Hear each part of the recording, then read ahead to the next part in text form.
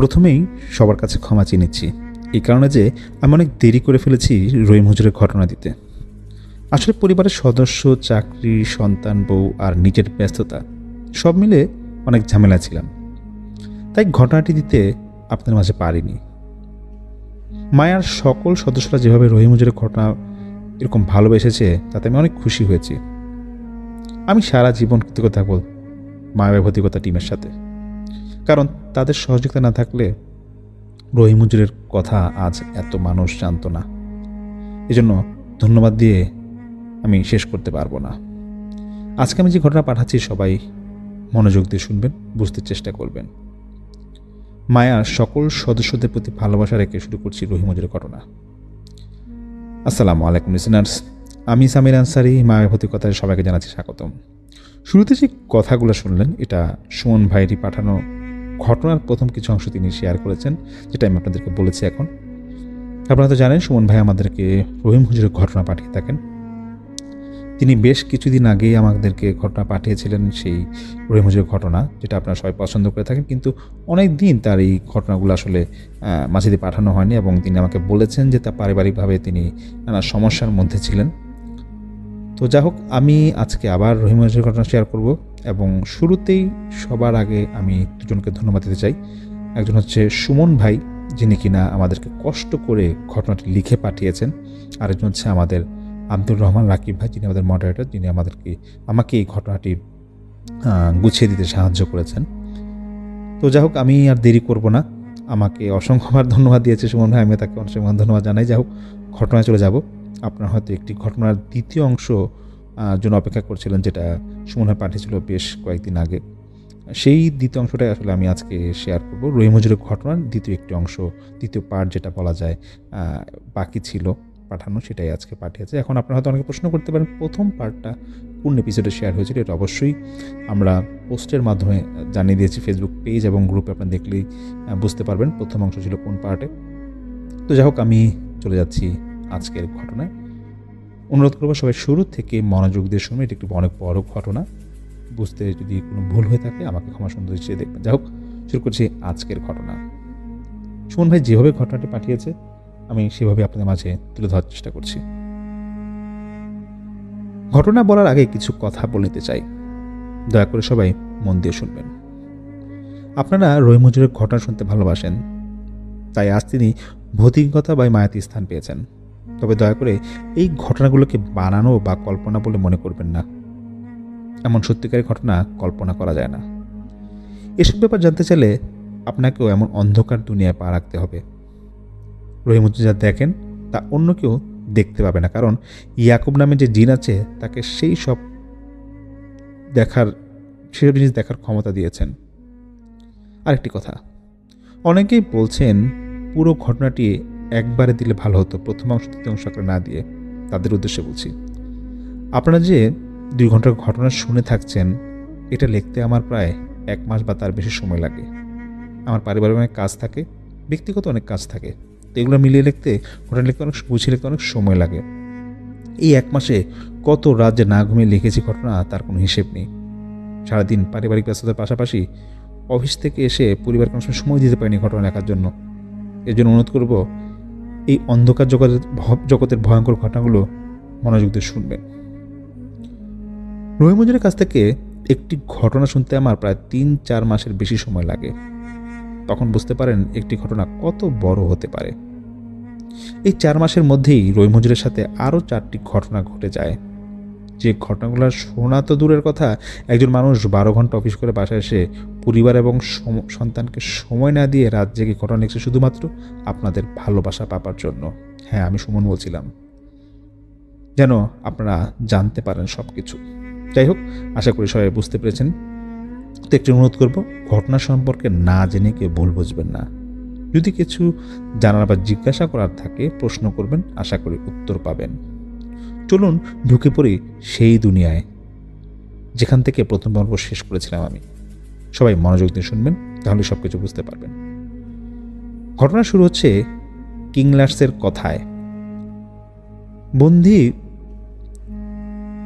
একটা বন্দিশালা অনেক কষ্টকর হয়ে থাকে।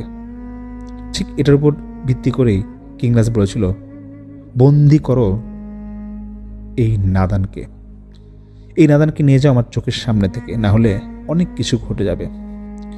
রহিম হুজুরের মতো করে আমি বললাম, আপনার মতো কিং এটাই পারেন, সঠিক বিচার করতে পারেন না, শুধু বন্দি করতে পারেন। ইয়াকুব পাশে দাঁড়িয়ে চুপচাপ শুনছিল। সে সময় মায়াবতী আমার কাছে এসে কিংনার্সকে বলল, রহিম তো মানুষের উপকার করে আল্লাহর কোরআনের মাধ্যমে, যদি সে ভুল পথে কিছু করত তবে আমি মেনে নিতাম, কিন্তু আপনি রহিমকে এভাবে শাস্তি দিতে পারেন না। কিংনার্স বলল, এই দুজনকে বাইরে ফেলে দাও। তার কথা মতো আমাদের ধরে বাইরে ফেলে দিল। যাওয়ার সময় দেখলাম ইয়াকুব চুপ ছিল। আমি কিছু বলিনি, কারণ আমি জানি খারাপ সময়ে চুপ থাকা মানে বড় কিছু নিয়ে ভাবা। তাই কিছু বলিনি। মায়াবতী আমার সঙ্গে ছিল। আমরা বাইরে অপেক্ষা করতে থাকলাম ইয়াকুবের জন্য। অনেকক্ষণ পরে ইয়াকুব আমাদের সামনে এলো আর মায়াবতী জিজ্ঞেস করলো, ইয়াকুব, কিংলার্স কি বলল? ইয়াকুব বলল, আসো, চলতে চলতে বলি। ইয়াকুব বলতে শুরু করলো, আসল ব্যাপার হলো রহিমকে নিয়ে। রহিম যে জিনদের মেরে ফেলেছে তাদের বংশধররা রহিমকে বহুবার মেরে ফেলার চেষ্টা করছে, কিন্তু পারেনি। এজন্য তারা বারবার কিংলার্সের কাছে এসেছে। কিংলার্স এ দুনিয়ার রাজা, তার ক্ষমতা অনেক। আল্লাহ তাআলা জিন জাতিকে সৃষ্টি করার পর তাদের মধ্যে অনেক বিশেষ ক্ষমতা দিয়েছেন, তার মধ্যে কিংলার্স আলাদা। কিংলার্স বিচার প্রথার রাজার মতো, কিন্তু অন্য রকমের রাজা। জিনদের বিচার করা তার কাজ। তাকে অন্ধকার জগতের রাজাও বলা হয়। রহিম, তুমি জানো কেন খানজাব, মারিদ এবং শিলা এখানে আছে?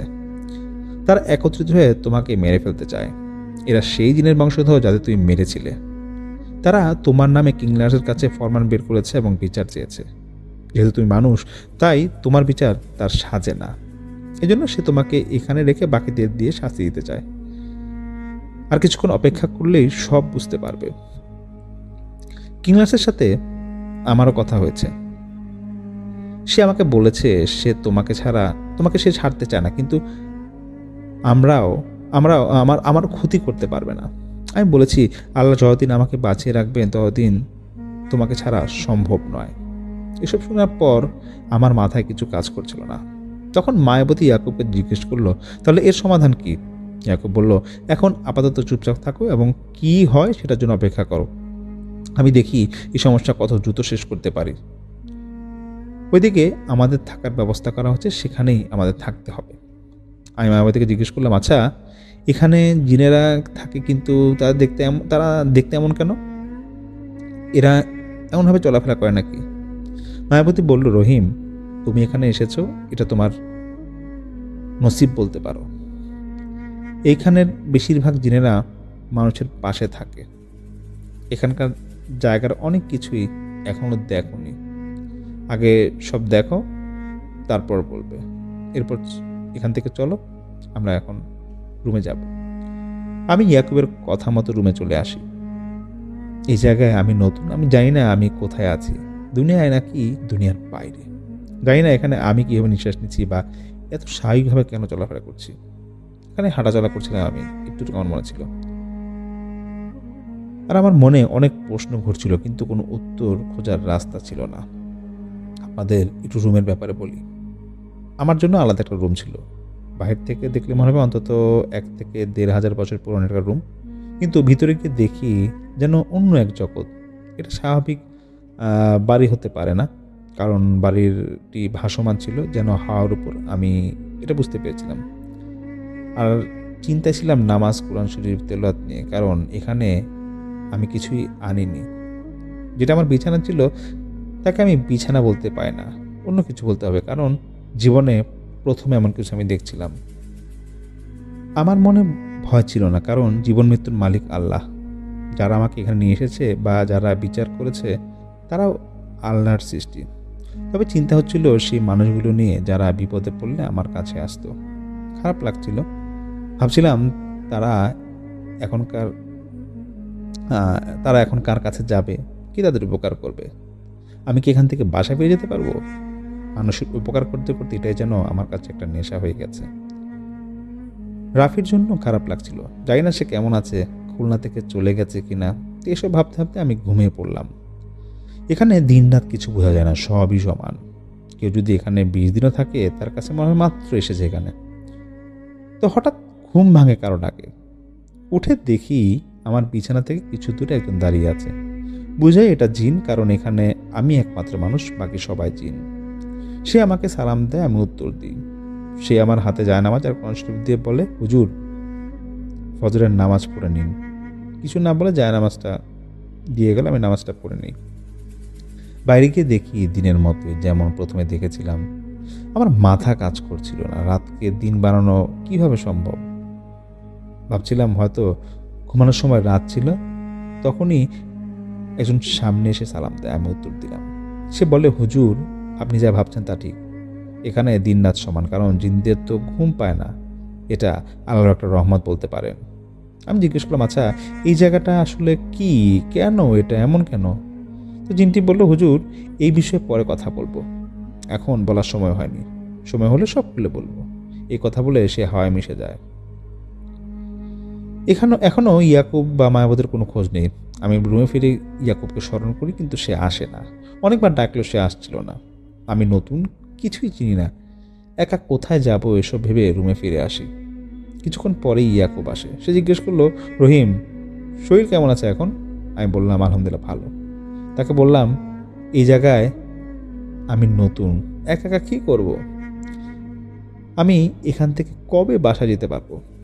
ইয়াকুব বলল, রহিম শান্ত হও, সব কিছুর একটা নিয়ম আছে, এখানকারও কিছু নিয়ম আছে।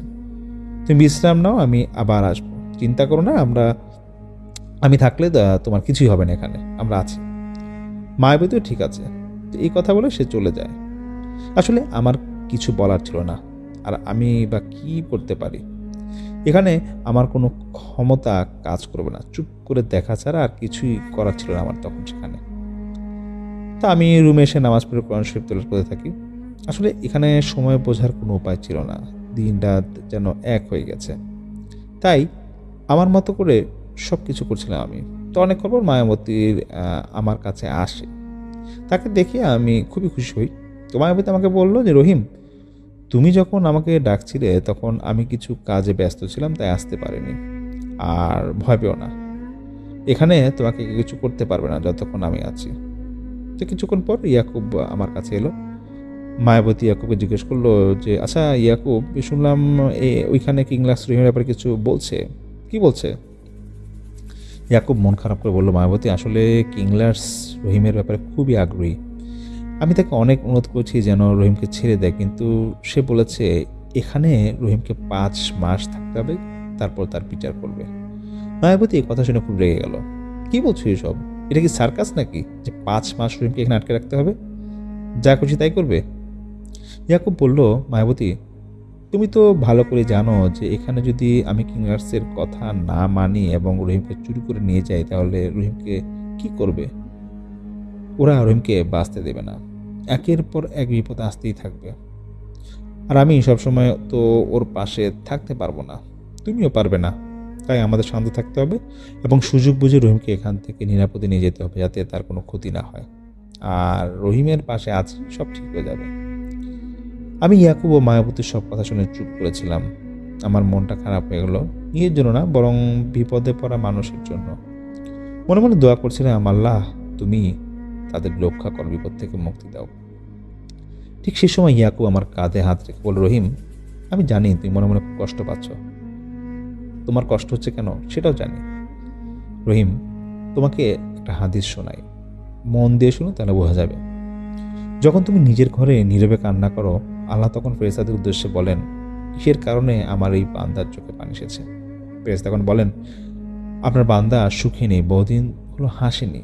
এই কথা বলে ফেরেশতা তখন কান্না করতে থাকেন এবং আল্লাহর কাছে বলেন, হে আমার রব, আপনি জানেন আপনার এই বান্দার হৃদয়ে কি আছে, অতএব তার জন্য সব কিছু সহজ করে দিন। আল্লাহ বলেন, আমার এই বান্দা যার জীবন থেকে হারিয়েছে তার চেয়ে উত্তম কিছু তাকে এনে দেব, যা দেখে দুনিয়া ও আখিরাতে সবাই অবাক হবে। আলহামদুলিল্লাহ। আসলে রহিম জানো তো, বিপদ মানুষকে অনেক কিছু শেখায়। বিপদ মানুষকে শক্তিশালী করে, নতুন করে পথ চলতে শেখায়। সামনে তোমার পুরো জীবন পড়ে আছে, এমন হাজারো বিপদ তোমার সামনে আসবে। হয়তো তখন আমি তোমার পাশে থাকতে পারবো না, কিন্তু তোমাকে সেই বিপদের মোকাবেলা করতে হবে। ভয় পেয়ে পিছু হটা যাবে না। যদি তুমি মনে করো এই সামান্য বিপদ তোমার জন্য বড় কিছু, তাহলে জীবনের সফলতা খোঁজার দরকার নেই। আর যদি নিজেকে এই বিপদের জন্য তৈরি করতে পারো, তাহলে দেখবে সামনে আল্লাহ তোমার জন্য আরও ভালো কিছু রেখেছেন। ইয়াকুবের কথা শুনে এমন একটা সাহস পেলাম। ইয়াকুব আমাকে বলল, রহিম, প্রাণী মাত্রই মরণশীল। তুমি আমি সবাই একদিন একদিন মারা যাবো, এটাই সত্য। তাই মৃত্যু চিন্তা ভুলে যাও। আল্লাহ না চাইলে তোমার জান নেওয়ার মতো কারো হাত নাই। আল্লাহর উপর ভরসা রাখো, সব ঠিক হয়ে যাবে। সব শুনে আমি ইয়াকুবকে বললাম, আচ্ছা বুঝলাম, কিন্তু এখানে আমি কি করব? 5 মাস এখানে থাকতে হবে, অথচ এখানে দিন রাত কিছুই বোঝা যায় না। নামাজ পড়তে পারি না ঠিকভাবে, কোরআন শরীফ পড়তে পারি না। আমার ঘরটা সত্যি ঘর কি না সেটা বুঝতে পারছি না। মনে হয় যেন আমি একটা মানুষের উপর মনে হয় শুয়ে আছি। এভাবে কেউ থাকতে পারে? ইয়াকুব মিষ্টি হেসে বলল, রহিম, আমি জানি তুমি যেখানেই থাকো নামাজ পড়া মিস করো না। এজন্যই তোমার পাশে এক জিনকে রেখেছি। সে তোমাকে নামাজের সময় হলে জানিয়ে দেবে। আর হ্যাঁ, এখানে তুমি 5 মাস থাকলেও পৃথিবীতে তা 5 দিনের মতো মনে হবে। দেখতে দেখতে সময় চলে যাবে। আমি আর মায়াবতী তোমার পাশেই আছি। এখানে ঘুরে ঘুরে সব দেখো, তাহলে দেখবে মনে শান্তি পাবে। মায়াবতী আমার হাতে হাত রেখে বলল, রহিম, চিন্তা করো না, যত দ্রুত সম্ভব তোমাকে এখান থেকে নিয়ে যাব। এখন আমাদের যেতে হবে, আবার আসবো। নিজের খেয়াল রেখো, মনে রেখো আল্লাহ আমাদের সাথেই আছেন। এই বলেই একবার মায়াবতী চলে গেল। কিছুক্ষণ পর একজন জিন আমার কাছে এসে বলল, নামাজের সময় হয়েছে, নামাজ পড়ার জন্য তৈরি হতে। আমি তাকে জিজ্ঞেস করলাম, উজু কোথায় করব? জিনটি এক মুহূর্তের মধ্যেই আমার সামনে পানি এনে দিল। আমি অবাক হয়ে গেলাম, কারণ এই পানি আমাদের পানির মতো নয়। আমাদের দুনিয়ার পানি মাটিতে পড়লে ভিজে যায়, কিন্তু এখানে পানিটা ভাসমান মনে হচ্ছিল, নিচে পড়ছে কিন্তু পড়ার আগে মিলিয়ে যাচ্ছে। আমি পানি হাতে নিয়ে উজু করলাম, কিন্তু সেই পানি নিচে পড়ছে না, নিচে পড়ার আগেই হাওয়ায় মিলিয়ে যাচ্ছে, আর খুঁজে পাওয়া যাচ্ছে না। যাই হোক, আমি উজু করে নামাজ পড়লাম। নামাজ শেষে দেখি সেই জিনটি আমার থেকে কিছুটা দূরে দাঁড়িয়ে আছে। আমি বুঝতে পারলাম সে আমাকে কিছু বলতে চায়। আমি তার কাছ থেকে জিজ্ঞাসা করলাম, আচ্ছা আপনি আমার পাশে, আমার রুমের পাশে এরকম দাঁড়িয়ে আছেন, আমাকে কিছু বলবেন? জিনটি মৃদু হেসে বলল, জি হুজুর, আমি আপনাকে অনেক কিছু বলতে চাই, কিন্তু কোথা থেকে যে শুরু করবো তা আমি বুঝতে পারছি না। আবার আপনার কাছে থেকেও অনেক কিছু জানতে চাই। তাই আমি বললাম, আচ্ছা বলুন, আপনি কি জানতে চান আমার কাছ থেকে? জিনটি বলল, হুজুর, এখানে এখানে তো আসলে কথা বলা সম্ভব না, আমার সঙ্গে আসুন। তা আমি আর কিছু জিজ্ঞেস না করে তার পিছনে যেতে থাকলাম। তো এক সময় সে আমাকে বলল, এই গাছের নিচে বসুন, এখানে বসে কথা বলা যাবে। আমি তার কথা অনুযায়ী সেখানে বসে পড়লাম। এরপর সে বলা শুরু করলো যে, হুজুর, আমি তো আপনার দুনিয়ায় যাইনি, কিন্তু আমার খুব ইচ্ছা হয় যাওয়ার। আপনি আমাকে বলুন যে আপনার দুনিয়ার মানুষগুলো কেমন। আমি বললাম, দেখুন, ভালো মন্দ সব জায়গায় আর থাকে, আমাদের দুনিয়াতেও তেমনই ভালো মন্দ আছে। আমি জিজ্ঞেস করলাম যে, আচ্ছা আপনার নাম কি? তো জিনটি বলল, আমার নাম হারুপ।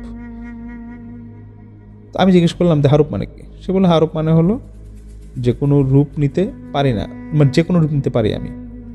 তারপর আমাকে জিজ্ঞেস করলো, আচ্ছা হুজুর, আপনার এখানে আসার কারণ কি? আমি বললাম, সেটা আমি নিজেও জানি না। তখন আমি দেখলাম হারুপ কিছুটা ভীতির মধ্যে আছে। আমি তাকে জিজ্ঞেস করলাম, আচ্ছা এই কিংড়ার সম্পর্কে কিছু বলতে পারো?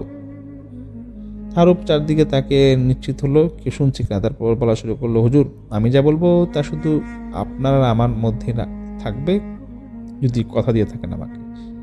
তাই বিনা দ্বিধায় তাকে কথা দিলাম। তারও বলল যে, হুজুর, আপনি প্রথম মানুষ যিনি আমাদের এই জগতে এসেছেন। এখানে ভালো জিন আর খারাপ জিন দুই রকমই থাকে। আমি প্রায় 750 বছর ধরে এখানে আছি। এখানে 1500 থেকে 2000 বছর পুরনো জিনও আছে। হুজুর, যেমন আপনার পরিবার আছে, আমাদেরও তেমন পরিবার আছে। হারুপ বলল, কিংলার্স এক সময় এখানে সাধারণভাবে বাস করত। তার নাম ছিল কেবল লার্স। তার আগে এই জগতে রাজত্ব করত জারবান। জারবান খুব ভালো ছিল, সবার উপকার করত, নামাজ কোরআনের পথে আনার চেষ্টা করত। সুলাইমান আলাইহিস সালামের সময়ের জিন ছিল জারবান। সুলাইমান আলাইহিস সালামের মৃত্যুর পর জারবান এই অন্ধকার দুনিয়া তৈরি করে বাকি জিনদের ভালো করার জন্য। আমরা জিনেরা মরার আগ মুহূর্ত পর্যন্ত যুবক থাকি। আমাদের খাবারের বা ঘুমের প্রয়োজন হয় না। প্রথমে আমরা জার্মানের কথায় মন দিইনি, কিন্তু আস্তে আস্তে আমরা নামাজ পড়া শুরু করি, ইসলামকে বুঝতে শুরু করি। তবে যেদিন থেকে কিংলার জার্মানের পেছনে ঘুরতে শুরু করলো, জার্মান অন্যরকম আচরণ শুরু করলো। মাঝে মাঝে ওনাদের শরীরে হাত তুলতো, বাজে ভাষায় কথা বলতো। আমরা সবাই এই বিষয়টা নিয়ে ভাবতে থাকি, কিন্তু সন্দেহ ছিল কিংলার্সের উপর। তবে পুরোপুরি নিশ্চিত ছিলাম না। আসলে জানেন হুজুর, আমি হারবকে থামতে বলি। আমাকে হুজুর না বলে রহিম ভাই বলে ডাকতে, তাহলে আমি খুশি হব। তা হারব মুচকে এসে বলে, আচ্ছা রহিম ভাই। তা আমি আর হারবকে আবার বলতে বললাম যে বলা শুরু করো। হারব বলতে শুরু করে, আসলে জানেন রহিম ভাই, জিনদের দুনিয়াটা মানুষের দুনিয়ার মত চাইতে হাজার গুণ সুন্দর এবং হাজার গুণ ভালো, কিন্তু কিছু খারাপ জিনের জন্য আমাদের জগতে সমস্যা তৈরি হয়। এখানে এমন অনেক ঘটনা আছে যা শুনতে হলে আপনাকে আরও 6-7 বার জন্ম নিতে হবে। রহিম ভাই, মানুষ যখন ভুল করে তখন সে বারবার ভুল করতে থাকে, কিন্তু একটা সময় সে তার ভুলগুলো বুঝতে পারে। ঠিক তেমনই জার্মানও তার ভুলগুলো বুঝতে পারে।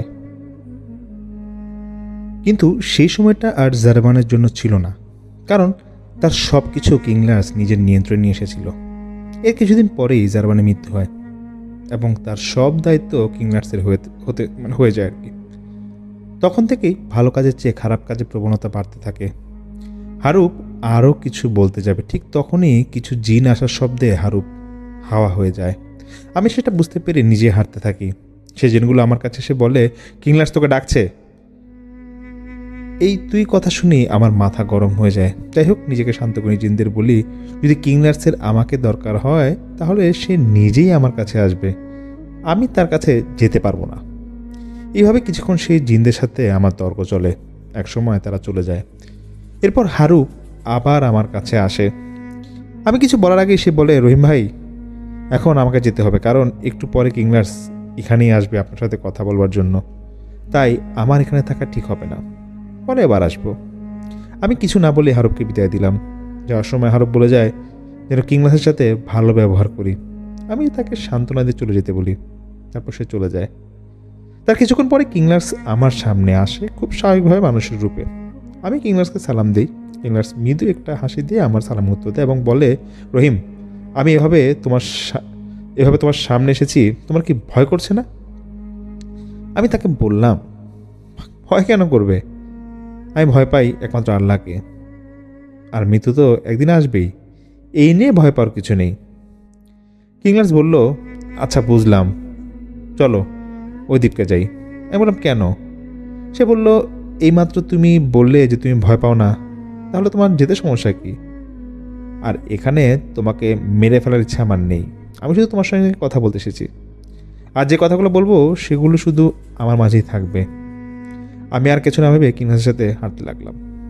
সে আমাকে একটা গাছের নিচে নিয়ে গেল। আমাকে জগতের গাছগুলো যেমন সুন্দর ও স্বাভাবিক ছিল, সে ঠিক তেমন সেটা ছিল না। মানে আমাদের যে জগতের গাছপালা সেটা তেমন এরকম ছিল না।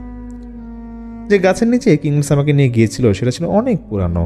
গাছের ডালে একটা পাতা ছিল না। গাছটা মৃত দেখালেও এমনভাবে দাঁড়িয়েছিল যেন সেটা জীবিত। গাছটার রং ছিল পুরোপুরি নীল। কেউ না দেখলে বোঝার উপায় নাই এটা কী ধরনের গাছ। আমি গাছটার দিকে এক দৃষ্টিতে তাকিয়েছিলাম। কিংলার্স বলল, রহিম, এই গাছ নিয়ে ভেবে তোমার লাভ নেই, কিছু খুঁজে পাবে না। এই গাছের মধ্যে অনেক রহস্য লুকিয়ে আছে, বাদ দাও, এখন কাজের কথায় আসি। আমি বললাম, কাজ মানে কি কাজ? সে বলল, দেখো রহিম, তোমাকে এখানে আনার কারণ জানো? আমি বললাম, আমার কি বিচার করবেন এজন্য? সে বলল, না, তোমাকে মেরে ফেলার জন্য এখানে আনা হয়েছে। আর তোমার বাবার মতো যে ইয়াকুব তোমার সঙ্গে থাকে, সে তো তোমাকে বাঁচানোর জন্য পাগল হয়ে গেছে, কিন্তু ইয়াকুব বোকা।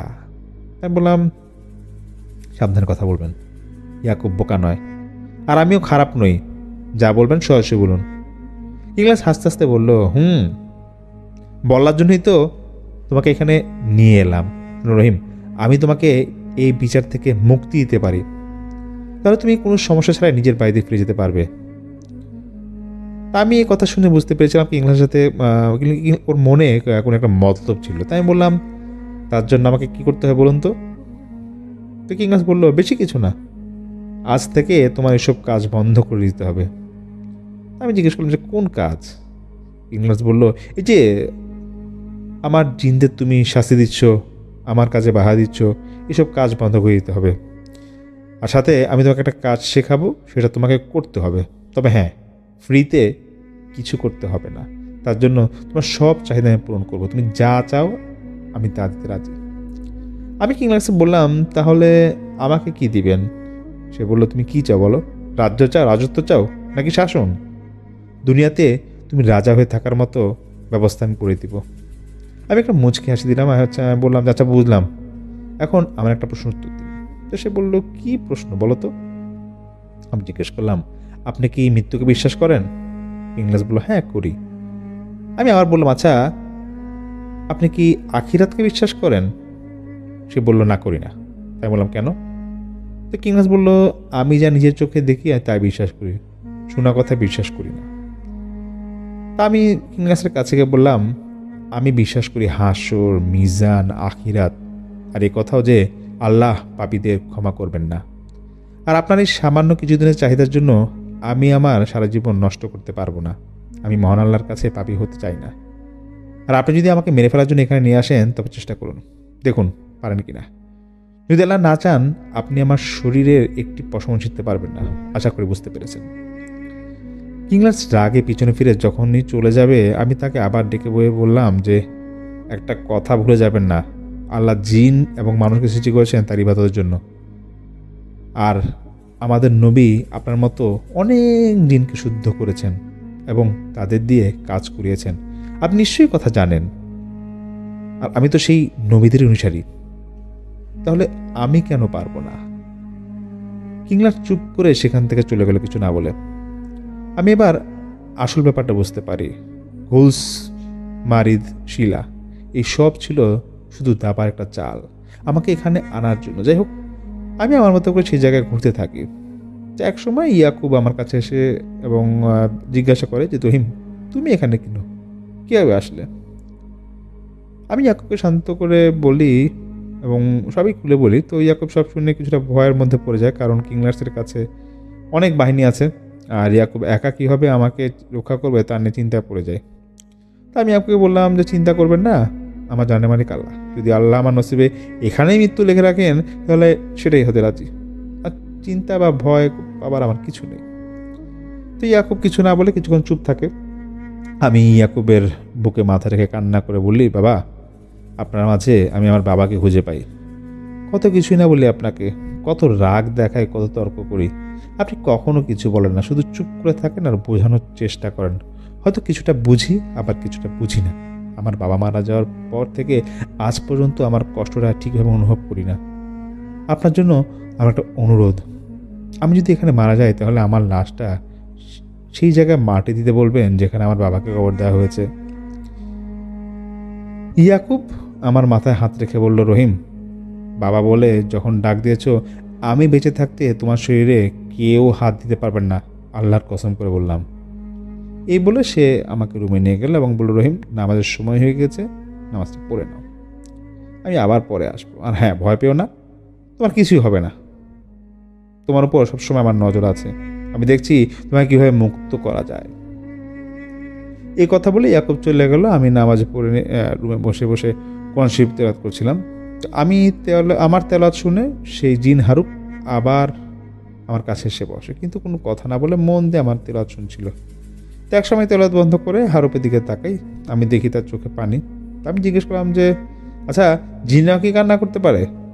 তা হারুপ চোখ মুছে আমাকে বলল, আল্লাহর কোরআন শরীফ শুনে যার চোখে পানি আসে না, সে আসল মুমিন না, সে মানুষ হোক বা জিন। হারুপের উত্তর শুনে আমি খুশি হলাম। আসলে এই মাটির নিচের অন্ধকার জগতে হারুপই আমার একমাত্র সঙ্গী। আমি আবার হারুপের সঙ্গে কথায় মগ্ন হয়ে যাই এবং আরও অনেক কিছু জানার চেষ্টা করি। তা আমি হারুপকে জিজ্ঞেস করলাম, আচ্ছা, এখানে তুমি এত বছর ধরে আছো, তুমি কিভাবে এখানে নামাজ পড়ো? তো সে বলল, রহিম ভাই, আসলে কিংলার্স হলে আমাদের অন্য রকমের জিন, কিন্তু আমার এক নির্দিষ্ট সময় থাকে, সেই সময়ের মধ্যে কিংলার্স আমার পাশে থাকে না। সেই সময় আমরা নামাজ পড়ি, কোরআন শরীফ তেলাওয়াত করি, আল্লাহকে ডাকতে পারি। তা আমি আবার হারুপকে জিজ্ঞেস করলাম যে, আচ্ছা হারুপ, তুমি বংশগত মুসলিম নাকি পরে মুসলিম হয়েছ? হারুপ বলল, রহিম ভাই, আসলে আমি বুঝতে শেখার পর আমার ধর্ম খুঁজতে থাকি, আমার বাবা মুসলিম ছিলেন, কিন্তু ছোটোবেলায় মুসলিম ধর্ম পছন্দ ছিল না। সত্যি বলতে কোনো ধর্ম ভালো লাগতো না, জানতাম না আল্লাহ আমাকে হেদায়েত করবেন। জার্মান আসার পরেই এখানে ইসলাম ভালোভাবে প্রচার হয় আর আমিও মুসলিম হয়ে যাই। আরবের কথা শুনে আমি বেশ অবাক হলাম। আমি তাকে জিজ্ঞাসা করলাম, আচ্ছা আরব, আমি তোমাকে কিছু জিনিস জিজ্ঞাসা করতে চাই, তুমি কি আমাকে বলতে পারবে? তো সে বলল, জি ভাই, আপনি যা জানতে চান আমি বলবো, সব কিছু বলতে পারবো। আমি জিজ্ঞেস করলাম, আচ্ছা আরব, এখান থেকে বের হওয়ার কোনো রাস্তা তোমার জানা আছে? সে বলল, হ্যাঁ জানা আছে, কিন্তু যাওয়া যাবে না, কারণ যে পথ দিয়ে যাবে সেখানে কিংগার্সের পাহাদাররা পাহারা দিচ্ছে এবং তারার মধ্যে ছাড়া বাইরে যেতে পারবে না। তা আমি আরবকে আর কিছু না বলে চলে এলাম। আসলে কিছুদিন ধরে ইয়াকুব আর মায়াবতী আমার কাছেভাবে আসছে না, তাই নিয়ে খুব একা লাগছিল। কিন্তু হারুব আমার সঙ্গেই থাকতো যাতে আমার কোনো সমস্যা না হয়। এভাবে আমি কতদিন যে কেটে যাচ্ছে আমি কিন্তু আসলে ঠিক বলতে পারছিলাম না। তো একদিন আমি হারুবকে বললাম, আচ্ছা হারুব, আমার এই জায়গাটা ভালো করে দেখতে ইচ্ছা করছে, তুমি কি আমাকে নিয়ে যাবে জায়গাটা ঘুরে দেখাতে? তো সে বললো, হ্যাঁ নিয়ে যাবো, কখন যাবেন বলেন? তাই আমি বললাম, এখনও যাই, চলেন। তো এখানে আর কতক্ষণ বসে থাকতো, বোরিং লাগছে, ভালো লাগছে না। তো হারুব বলে, আচ্ছা তাহলে চলেন আমার সঙ্গে। তা আমি এরকম কথা না পারিয়ে ওর সঙ্গে চলতে শুরু করলাম। আসলে ঘুরতে আমার ভালোই লাগে, আর এই অন্ধকার দুনিয়াতে তো আমি কিছুদিন অতিথি, তাই ঘুরে ফিরে দেখে নিচ্ছি আর কি। চলে গেলে তার সুযোগ থাকবে না এই জগৎটা দেখার। হারুপ আর আমি কথা বলতে বলতে চলতে থাকি। তো পথে হারুপ আমাকে অনেক কিছু দেখায়। এর মধ্যে আমি এক অদ্ভুত জিনিস দেখি। এখানে যতগুলো বাড়ি আছে কোনো বাড়ি ছোট নয়, সব বাড়ি যেন অন্যরকম এবং মনে হচ্ছিল ভাসমান। কোনো বাড়ি মাটিতে নেই মনে হচ্ছে, সবই যেন মনে হচ্ছে বাতাসের উপর ভাসছে। তা আমি হারুপকে জিজ্ঞেস করলাম, এগুলো কেমন বাড়ি, এমন কেন? তো সে বলল, রহিম ভাই, জিনদের বাড়ি এমনই হয়। আমি আর কিছু না বলে চলতে লাগলাম। তবে আবার হারুপকে জিজ্ঞেস করলাম আমি, চারুপ, তুমি যে আমাকে এ নিয়ে ঘুরছো, এতে তোমার কোনো সমস্যা হবে না তো? সে বলল, ভাই, আপনি এখানে কিছুদিন থাকবেন, তারপর আবার চলে যাবেন, কিন্তু আপনি যখন আপনার দুনিয়ায় ফিরে যাবেন তখন হয়তো এইসব আর আপনার মনে থাকবে না। আপনি মনে রাখতে চাইলেও রাখা সম্ভব হবে না, কারণ কি জানেন, শত শত হাজার হাজার বছর ধরে এই নেমে চলে আসছে। আমি বললাম, হারুপ, আমি ঠিক বুঝলাম না। সে বলল, রহিম ভাই, আমাদের জিন্দের দুনিয়ায় কথা শুধু কোরআন হাদিসে উল্লেখ আছে, কিন্তু খুব কম মানুষ আমাদের দুনিয়ার ব্যাপারে জানে। আপনি যদি ভাবেন এই জায়গায় সব জিন থাকে, তবে তা ভুল ধারণা। এর কারণ হচ্ছে অনেক জিন নিজেদের আলাদা রাজ্য তৈরি করে, যেমন কিংলার্স। এখানে সে নিজেকে বাদশাহ বা রাজা ভাবে এবং কম ক্ষমতাশীল জিনদের শাসন করে। সে তাদের ভয় দেখায় এবং দুনিয়ায় পাঠায় মানুষদের কষ্ট দেওয়ার জন্য। তবে দুনিয়ায় পাঠানোর আগে ওই জিনকে সতর্ক করে দেওয়া হয় যে যদি তুমি মানুষের সাথে বন্দী হও বা মারা পড়ো, তবুও এই জায়গা বা তোমার রাজার নাম প্রকাশ করতে পারবে না। তুমি যদি প্রকাশ করো তবে তোমার পরিবারকে মেরে ফেলা হবে। এই কারণে কোনো জিন তার আসল ঠিকানা জানায় না। তারা গাছ, পুকুর বা অন্য কোনো জায়গায় বাসা তৈরি করে এবং সুযোগ পেতে মানুষের শরীরে ঢুকে যায় নিজেদের কাজ হাসিল করতে। এই জন্যই মানুষ এই অন্ধকার দুনিয়া বা জিনদের সম্পর্কে কম জানে। আর রহিম ভাই, আপনি যখন চলে যাবেন তখন আপনাকেও সব ভুলে দেওয়া হবে, যাতে আপনি কাউকে কিছু করতে না পারেন বা কিছু জানতে না পারেন। আমি সব শুনে চুপ ছিলাম। তাহারও বলল, রহিম ভাই, এই কারণেই আপনাকে সব দেখাতে আমার কোনো সমস্যা নেই, কারণ একসময় আপনি আমাকে এরকম আপনি এটা ভুলেও যাবেন যে হারুপ নামের জিন কেউ একজন ছিল, আপনি কিছুই মনে থাকবে না। সত্যি বললাম। আসলে মানুষ ভাবে যে কেউ যদি ফাঁসি দিয়ে বা বিষ খেয়ে মারা যায় তাহলে সে ভূত হয়ে যায়, কিন্তু এটা ভুল ধারণা। মানুষ বা জিন মারা গেলে কখনোই ফিরে আসতে পারে না। দুনিয়ায় যত ভয়ঙ্কর জিন দেখা যায় তারা জিনদের বংশধর। আর যখন কোনো মানুষ ফাঁসি দেওয়ার বা বিষ খাওয়ার চিন্তা করে তখন তার মধ্যে শয়তান জিন ভর করে। আর সেই শয়তান জিন মানুষকে ধোঁকা দেয় এবং মরার চিন্তা ঢুকিয়ে দেয়। যখন মানুষ শয়তানের প্ররোচনায় পড়ে আত্মহত্যা করে তখন সেই শয়তান জিন তার রূপ ধারণ করে মানুষকে ভয় দেখায়। এতে মানুষ ভাবে যে এটি মৃত ব্যক্তির আত্মা, কিন্তু এ আসলে শয়তানের কাজ। শয়তানের প্রধান কাজ হলো ধোঁকা দেওয়া, মিথ্যা দেখানো। যারা এই ফাঁদে পড়ে তারাই ক্ষতিগ্রস্ত হয়। শয়তান জিনেরা এই কাজ করার জন্য পুরস্কৃত হয়, মর্যাদা তাদের বাড়ে, কিন্তু তারা জানে তারা জাহান্নামী। এখন যেমন কিংলার্স নিজেকে রাজা বা বাদশা হবে, কিন্তু সে ভুলে গেছে তাকে আল্লাহ সৃষ্টি করেছেন। আল্লাহর দেওয়া ক্ষমতা দিয়েই যদি সে আল্লাহর সঙ্গে মোকাবেলা করতে চায় তবে তো বোকামি ছাড়া কিছুই না, তাই না? আমি হারুপের কথা মনে মনে শুনতে লাগলাম এবং আলাদা একটা শান্তি অনুভব হলো আমার এই কথাগুলো শুনে। আমি ভাবছিলাম আসলেই হারুপ যত কথাই বলছে শতভাগ ঠিক। আমি হারুপকে বললাম, তুমি ঠিক কথাই বলছো। তোমার মতো যদি সবাইকে সত্যটা বুঝতো তাহলে দুনিয়া এমন হতো না, দুনিয়া আরও সুন্দর হতো। এরপর আরও কিছুক্ষণ ঘোরাঘুরি করে চলে এলাম। রাতে ইয়াকুব আমার কাছে এসে বলল যে, রহিম তুমি কি ঠিক আছো? তাই বললাম, হ্যাঁ আল্লাহর রহমতে ভালো আছি, তবে কিছুদিন ধরে আপনাকে দেখিনি, তাই বেশ চিন্তায় পড়ে গিয়েছিলাম। ইয়াকুব একটা মিষ্টি হাসি দিয়ে বলল, তোমাকে এখান থেকে মুক্তি দেওয়ার জন্য ফরমান আনতে গিয়েছিলাম, সেটা কিছুদিনের মধ্যে পেয়ে যাব, তারপর তুমি নিজের বাসায় চলে যেতে পারবে। তাই বললাম, কীভাবে এটা বুঝিয়ে বলুন তো।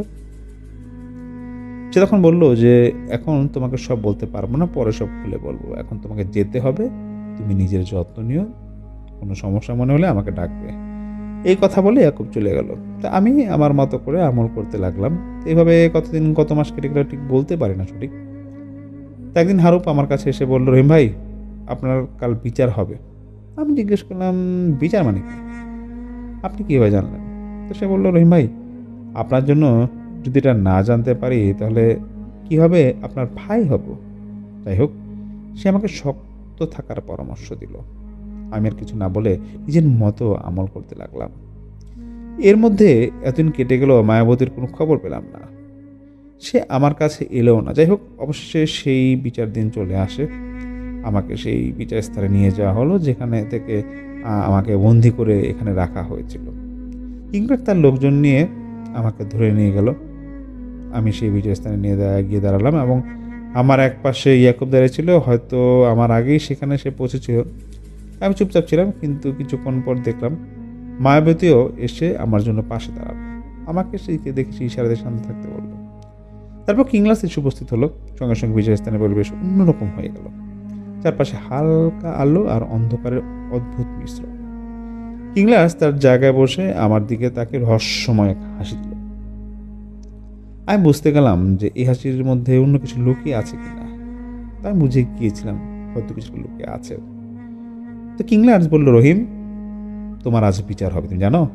তাই বললাম, বিচার করার মানে একমাত্র আল্লাহ, আপনি না। এ কথা শুনে কিংলাস বলল, তাই নাকি? তোমার আল্লাহর প্রতি এত বিশ্বাস? তাই বললাম, হ্যাঁ, আমার নিজের জীবনের চেয়েও বেশি বিশ্বাস করি আমার আল্লাহকে। কিংলাস এক লাফে আমার সামনে এসে বলল, তোমার আল্লাহকে কি তুমি দেখেছো? আমি বললাম, না। সে আবার বলল, তার কথা তুমি শুনেছ? আমি বললাম, না। সে বলল, তোমার আল্লাহ কোথায় থাকেন, সেই জায়গা কি তুমি দেখেছো? আমি বললাম, না। তখন কিংলাস বলল, তাহলে তোমার এত বিশ্বাস কিসের উপর? আমি মুচকি এসে বললাম, জান্নাত। কিংলাস বলল, মানে? আমি বললাম, এটা বোঝার ক্ষমতা যদি আপনার মধ্যে থাকতো তাহলে আজ আপনি ভালো জিন হতেন, শয়তান হতেন না। তবুও বলি, কুল হু আল্লাহু আহাদ আল্লাহুস সামাদ লাম ইয়ালিদ ওয়া লাম ইউলাদ ওয়া লাম ইয়াকুল লাহু কুফুয়ান আহাদ। এর অর্থ হলো, বলুন তিনি আল্লাহ এক, আল্লাহ অমুখাপেক্ষী, তিনি কাউকে জন্ম দেননি এবং কেউ তাকে জন্ম দেননি, তার সমতুল্য কেউ নেই। আপনি যদি আল্লাহর দেয়া কোরআন শরীফ পড়তেন তাহলে এর অর্থ বুঝতেন। এখনো সময় আছে, কিংলার্স ইসলামের পথে ফিরে আসুন। আমার কথা শুনে কিংলার্স ভীষণ রেগে গেল। সে বলল, মূর্খ, তোর কথা আমি ইসলামের পথে যাব? তাও যদি আবার তোর আল্লাহকে দেখা যেত, শোনা যেত, তুই কি আমাকে পাগল ভেবেছিস নাকি? সে কথা বলে সবাই জোরে জোরে হাসতে লাগলো। কিছুক্ষণ পর সে হাসি থামিয়ে বলল, শুন রহিম, তোকে একটা কথা বলি। তুই তো ঘোড়া ভালো করে চিনিস। একটা ঘোড়া যত দ্রুতই দৌড়াক না কেন, তার মালিক তার লাগাম ধরে তাকে নিয়ন্ত্রণ করে। এর মানে কি বুঝিস? বেগ উপ্প থাকার। এর মানে হলো, ঘোড়া যতই চালাক হোক না কেন, তার মালিকের হাতেই তার ভবিষ্যৎ। মালিক যেভাবে চায় সেভাবেই তাকে চলতে হয়। আর না চললে কি হয় জানিস? চাবুক মেরে শায়েস্তা করা হয়। ঠিক তোর অবস্থা এমন হবে। এ কথা বলে কিংলার্স আবার হাসতে লাগলো। আমি কিছুক্ষণ চুপ থাকার পর কিংলার্সকে বললাম, কিংলার্স, আমার একটা প্রশ্ন ছিল, যদি উত্তর দেন তাহলে মনে শান্তি পাবো। কিংলার্স হাসি থামিয়ে আমার দিকে ফিরে তাকালো। আমি বললাম, আচ্ছা, শয়তানের তো এত ক্ষমতা, এত কিছু জানে, এত কিছু পারে, ইচ্ছে করলে যে কোনো মানুষের শরীরে ঢুকে যেতে পারে। চাইলে কাউকে মেরে ফেলতে পারে, আবার চাইলে কাউকে তুলে নিতে যেতে পারে। তাহলে এই ক্ষমতাধর শয়তানগুলো কেন মানুষের কাছে ধরা খায় বলেন তো? কেন একজন ইমামের সামনে বসে থাকতে বাধ্য হয় এবং সেখান থেকে পালাতে পারে না? আমার কথা শুনে মায়াবতী এবং ইয়াকুব পাশে দাঁড়িয়ে মুচকি মুচকি হাসছিল। কিংলাস পুরাপুরি চুপ হয়ে গেল। আমি বুঝতে পারলাম এই প্রশ্নের কোনো উত্তর তার কাছে নেই। আমি ধীরে ধীরে তার কাছে গিয়ে তার সামনে দাঁড়িয়ে চোখে চোখ রেখে বললাম, জানেন এর মানে কি? এর মানে হলো, শয়তান যতই ক্ষমতাধর নিজেকে ভাবুক না কেন, তার সীমাবদ্ধতা আছে, তার ক্ষমতারও একটা সীমা রয়েছে। একজন শয়তানের যতই ক্ষমতা থাকুক না কেন, আল্লাহর বান্দাদের সামনে সেই ক্ষমতা তুচ্ছ। আল্লাহর অলিদের সামনে শয়তানের ক্ষমতা পিঁপড়ার মতো। আর সেই শয়তানগুলো ভুলে যায় যাদের যে ক্ষমতা আছে তা আসলে আল্লাহর দেয়া। আর সেই ক্ষমতা নিয়ে আল্লাহর বিরুদ্ধে যুদ্ধ করা কিসের প্রমাণ? কিংলাসের চোখ মুখ রেগে লাল হয়ে যায়। হঠাৎ সে আমাকে জোরে ধাক্কা দিল। আমি কয়েক কদম দূরে গিয়ে পড়লাম এবং কিছুটা ব্যথা পেলাম। সে আমার দিকে তেড়ে আসতে লাগলো। তখন ইয়াকুব আমার সামনে এসে দাঁড়ালো এবং কিংলাস থেমে গেল। কিংলাস বলল, ইয়াকুব, তুই কি ভাবছিস এই নাতানটাকে আমার হাত থেকে বাঁচাতে পারবি? কোনো দিনও পারবি না। আমার সামনে থেকে সরে যা। আমি ব্যথায় কাঁদছিলাম, প্রচণ্ড ব্যথা লাগছিল তখন আমার প্রচণ্ড ব্যথা হচ্ছিল। ইয়াকুব শান্ত স্বরে কিংলাসকে বলল, রাখি আল্লাহ মারেকে। এর মানে কই জানেন আপনি? এর মানে হলো, আল্লাহ যার রক্ষক তাকে মারার কেউ নেই, আর আল্লাহ যার মৃত্যু চান তাকে বাঁচানোর কেউ নেই। আশা করে বোঝা গেছে। আর শোনো, আমি থাকতে আমার সন্তানের কোনো বিপদ হবে না। এই বলে ইয়াকুব একটি চিঠি কিংলাস হাতে দিল। কিংলাস চিঠিটা পড়ে কিছু বলার সাহস পেল না, শুধু ইয়াকুবের দিকে তাকে বলল, তুই ঠিক করলি না ইয়াকুব, আজকে সামনে নিলি, কিন্তু কদিন ওকে বাঁচিয়ে রাখতে পারবি? ওর মৃত্যু আমার হাতেই হবে। দেখি কতদিন সময় নিয়ে তুই তোর কাছে রাখিস। ইয়াকুব শান্তভাবে বলল, ইনশাল্লাহ, যতদিন আল্লাহ চান। এরপর ইয়াকুব কিছু পড়ল এবং আমার শরীরে ফু দিল। জমজমের পানি খেয়ে দিল। পানি খাওয়ার পর আমার ব্যথা অনেকটা কমে গেল এবং আমার মনে এক অদ্ভুত শান্তি অনুভূত হলো। ইয়াকুব আর মায়াবতী আমাকে ধরে দাঁড় করালো আর কি। তারপর তারা বললো, চলো এই অন্ধকার জগৎ থেকে বেরিয়ে যাই।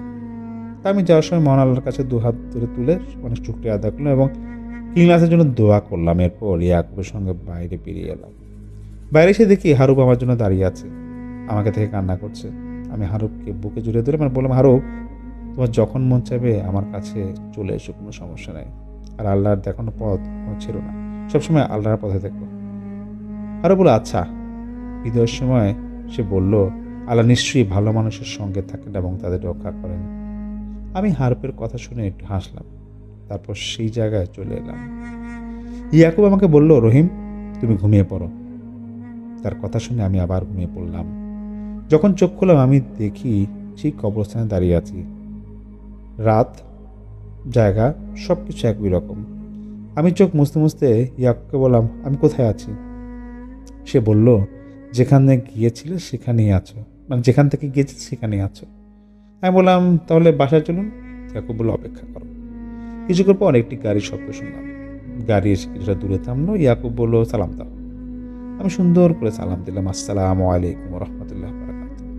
গাড়ি থেকে সে জিনটি নামলো এবং সুন্দর করে আমাকে সালাম উত্তর দিল।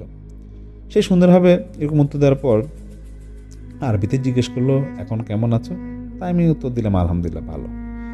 ইয়াকুব সেই জিনটির হাতে আরেকটা চিঠি দিল।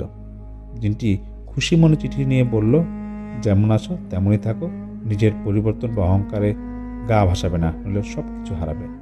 নিজের প্রতি খেয়াল রেখো এবং সাবধানে থেকো। বিপদ শেষ ভেবে ভুল করবে না, কারণ বিপদ তো এখন শুরু হয়েছে মাত্র, আর আল্লাহ তোমাকে রক্ষা করবেন। কোরআন শক্ত করে ধরে রেখো। এই কথা বলে গাড়িতে ওঠার আগে সে বলল, যদি কোনো সময় আমার দরকার পড়ে এই জায়গায় চলে আসবে। ডাকার নিয়ম ইয়াকুবের কাছ থেকে শুনে নেবে তুমি। আমি মাথা নেড়ে সম্মতি দিলাম। এরপর জিনটি চলে গেল। এর মধ্যে আমার মনেই ছিল না যে মায়াবতী আমার পাশে নেই। কোনো রকমে নিজের বাসায় এসে ওভাবে ঘুমিয়ে পড়ি। সারা রাতের মধ্যে আমার এরকম হুঁশ ছিল না। ফজরের আজানের সময় ঘুম ভেঙে যায়। আমি তাড়াতাড়ি উঠে গোসল করে নামাজ পড়তে যাই। সবাই আমাকে দেখে খুব অবাক হয়, কিন্তু কিছু জিজ্ঞেস করেনি। আমি নিজের মতো নামাজ পড়ে শেষ করে বাসায় আসি। তো নামাজ শেষে কিছু লোক বেরোচ্ছিলাম, তখন কিছু লোক আমাকে থেকে জিজ্ঞেস করেছে, রহিম ভাই, এত মাস পর আপনি কোথায় ছিলেন, কই গেছিলেন? তাই আমি বললাম, এত মাস মানে? লোকগুলো বললো, হুঁ ভাই, তাও তো 5 মাস হবেই, আপনার কোনো খোঁজ নাই, আপনার নাম্বার বন্ধ, কী ছিল ভাই বলবেন? তা আমি সেই আমার আশেপাশের মুসল্লিদের তখন আসার কথা বললাম, ভাই এখন সে ব্যাপার আপনাদের কিছু বলতে পারবো না, শরীরটা খুব খারাপ লাগছে, পরে একসময় করে বলবো। সত্যি বলতে আমি খুব কমই মিথ্যা বলি, আর মসজিদে বসে মিথ্যা বলা কীভাবে সম্ভব, তাই সেসব আর বললাম না। রুমে ফিরে এরকম আমি আবার ঘুমিয়ে পড়ি। তারপরে ভাবছেন ঘটনা শেষ? না, জীবনের ঘটনা তো মারা যাওয়ার আগে শেষ হয় না। আমারও তাই। মন দিয়ে শুনতে থাকুন, তাহলেই আরও বিস্তারিত বুঝতে পারবেন।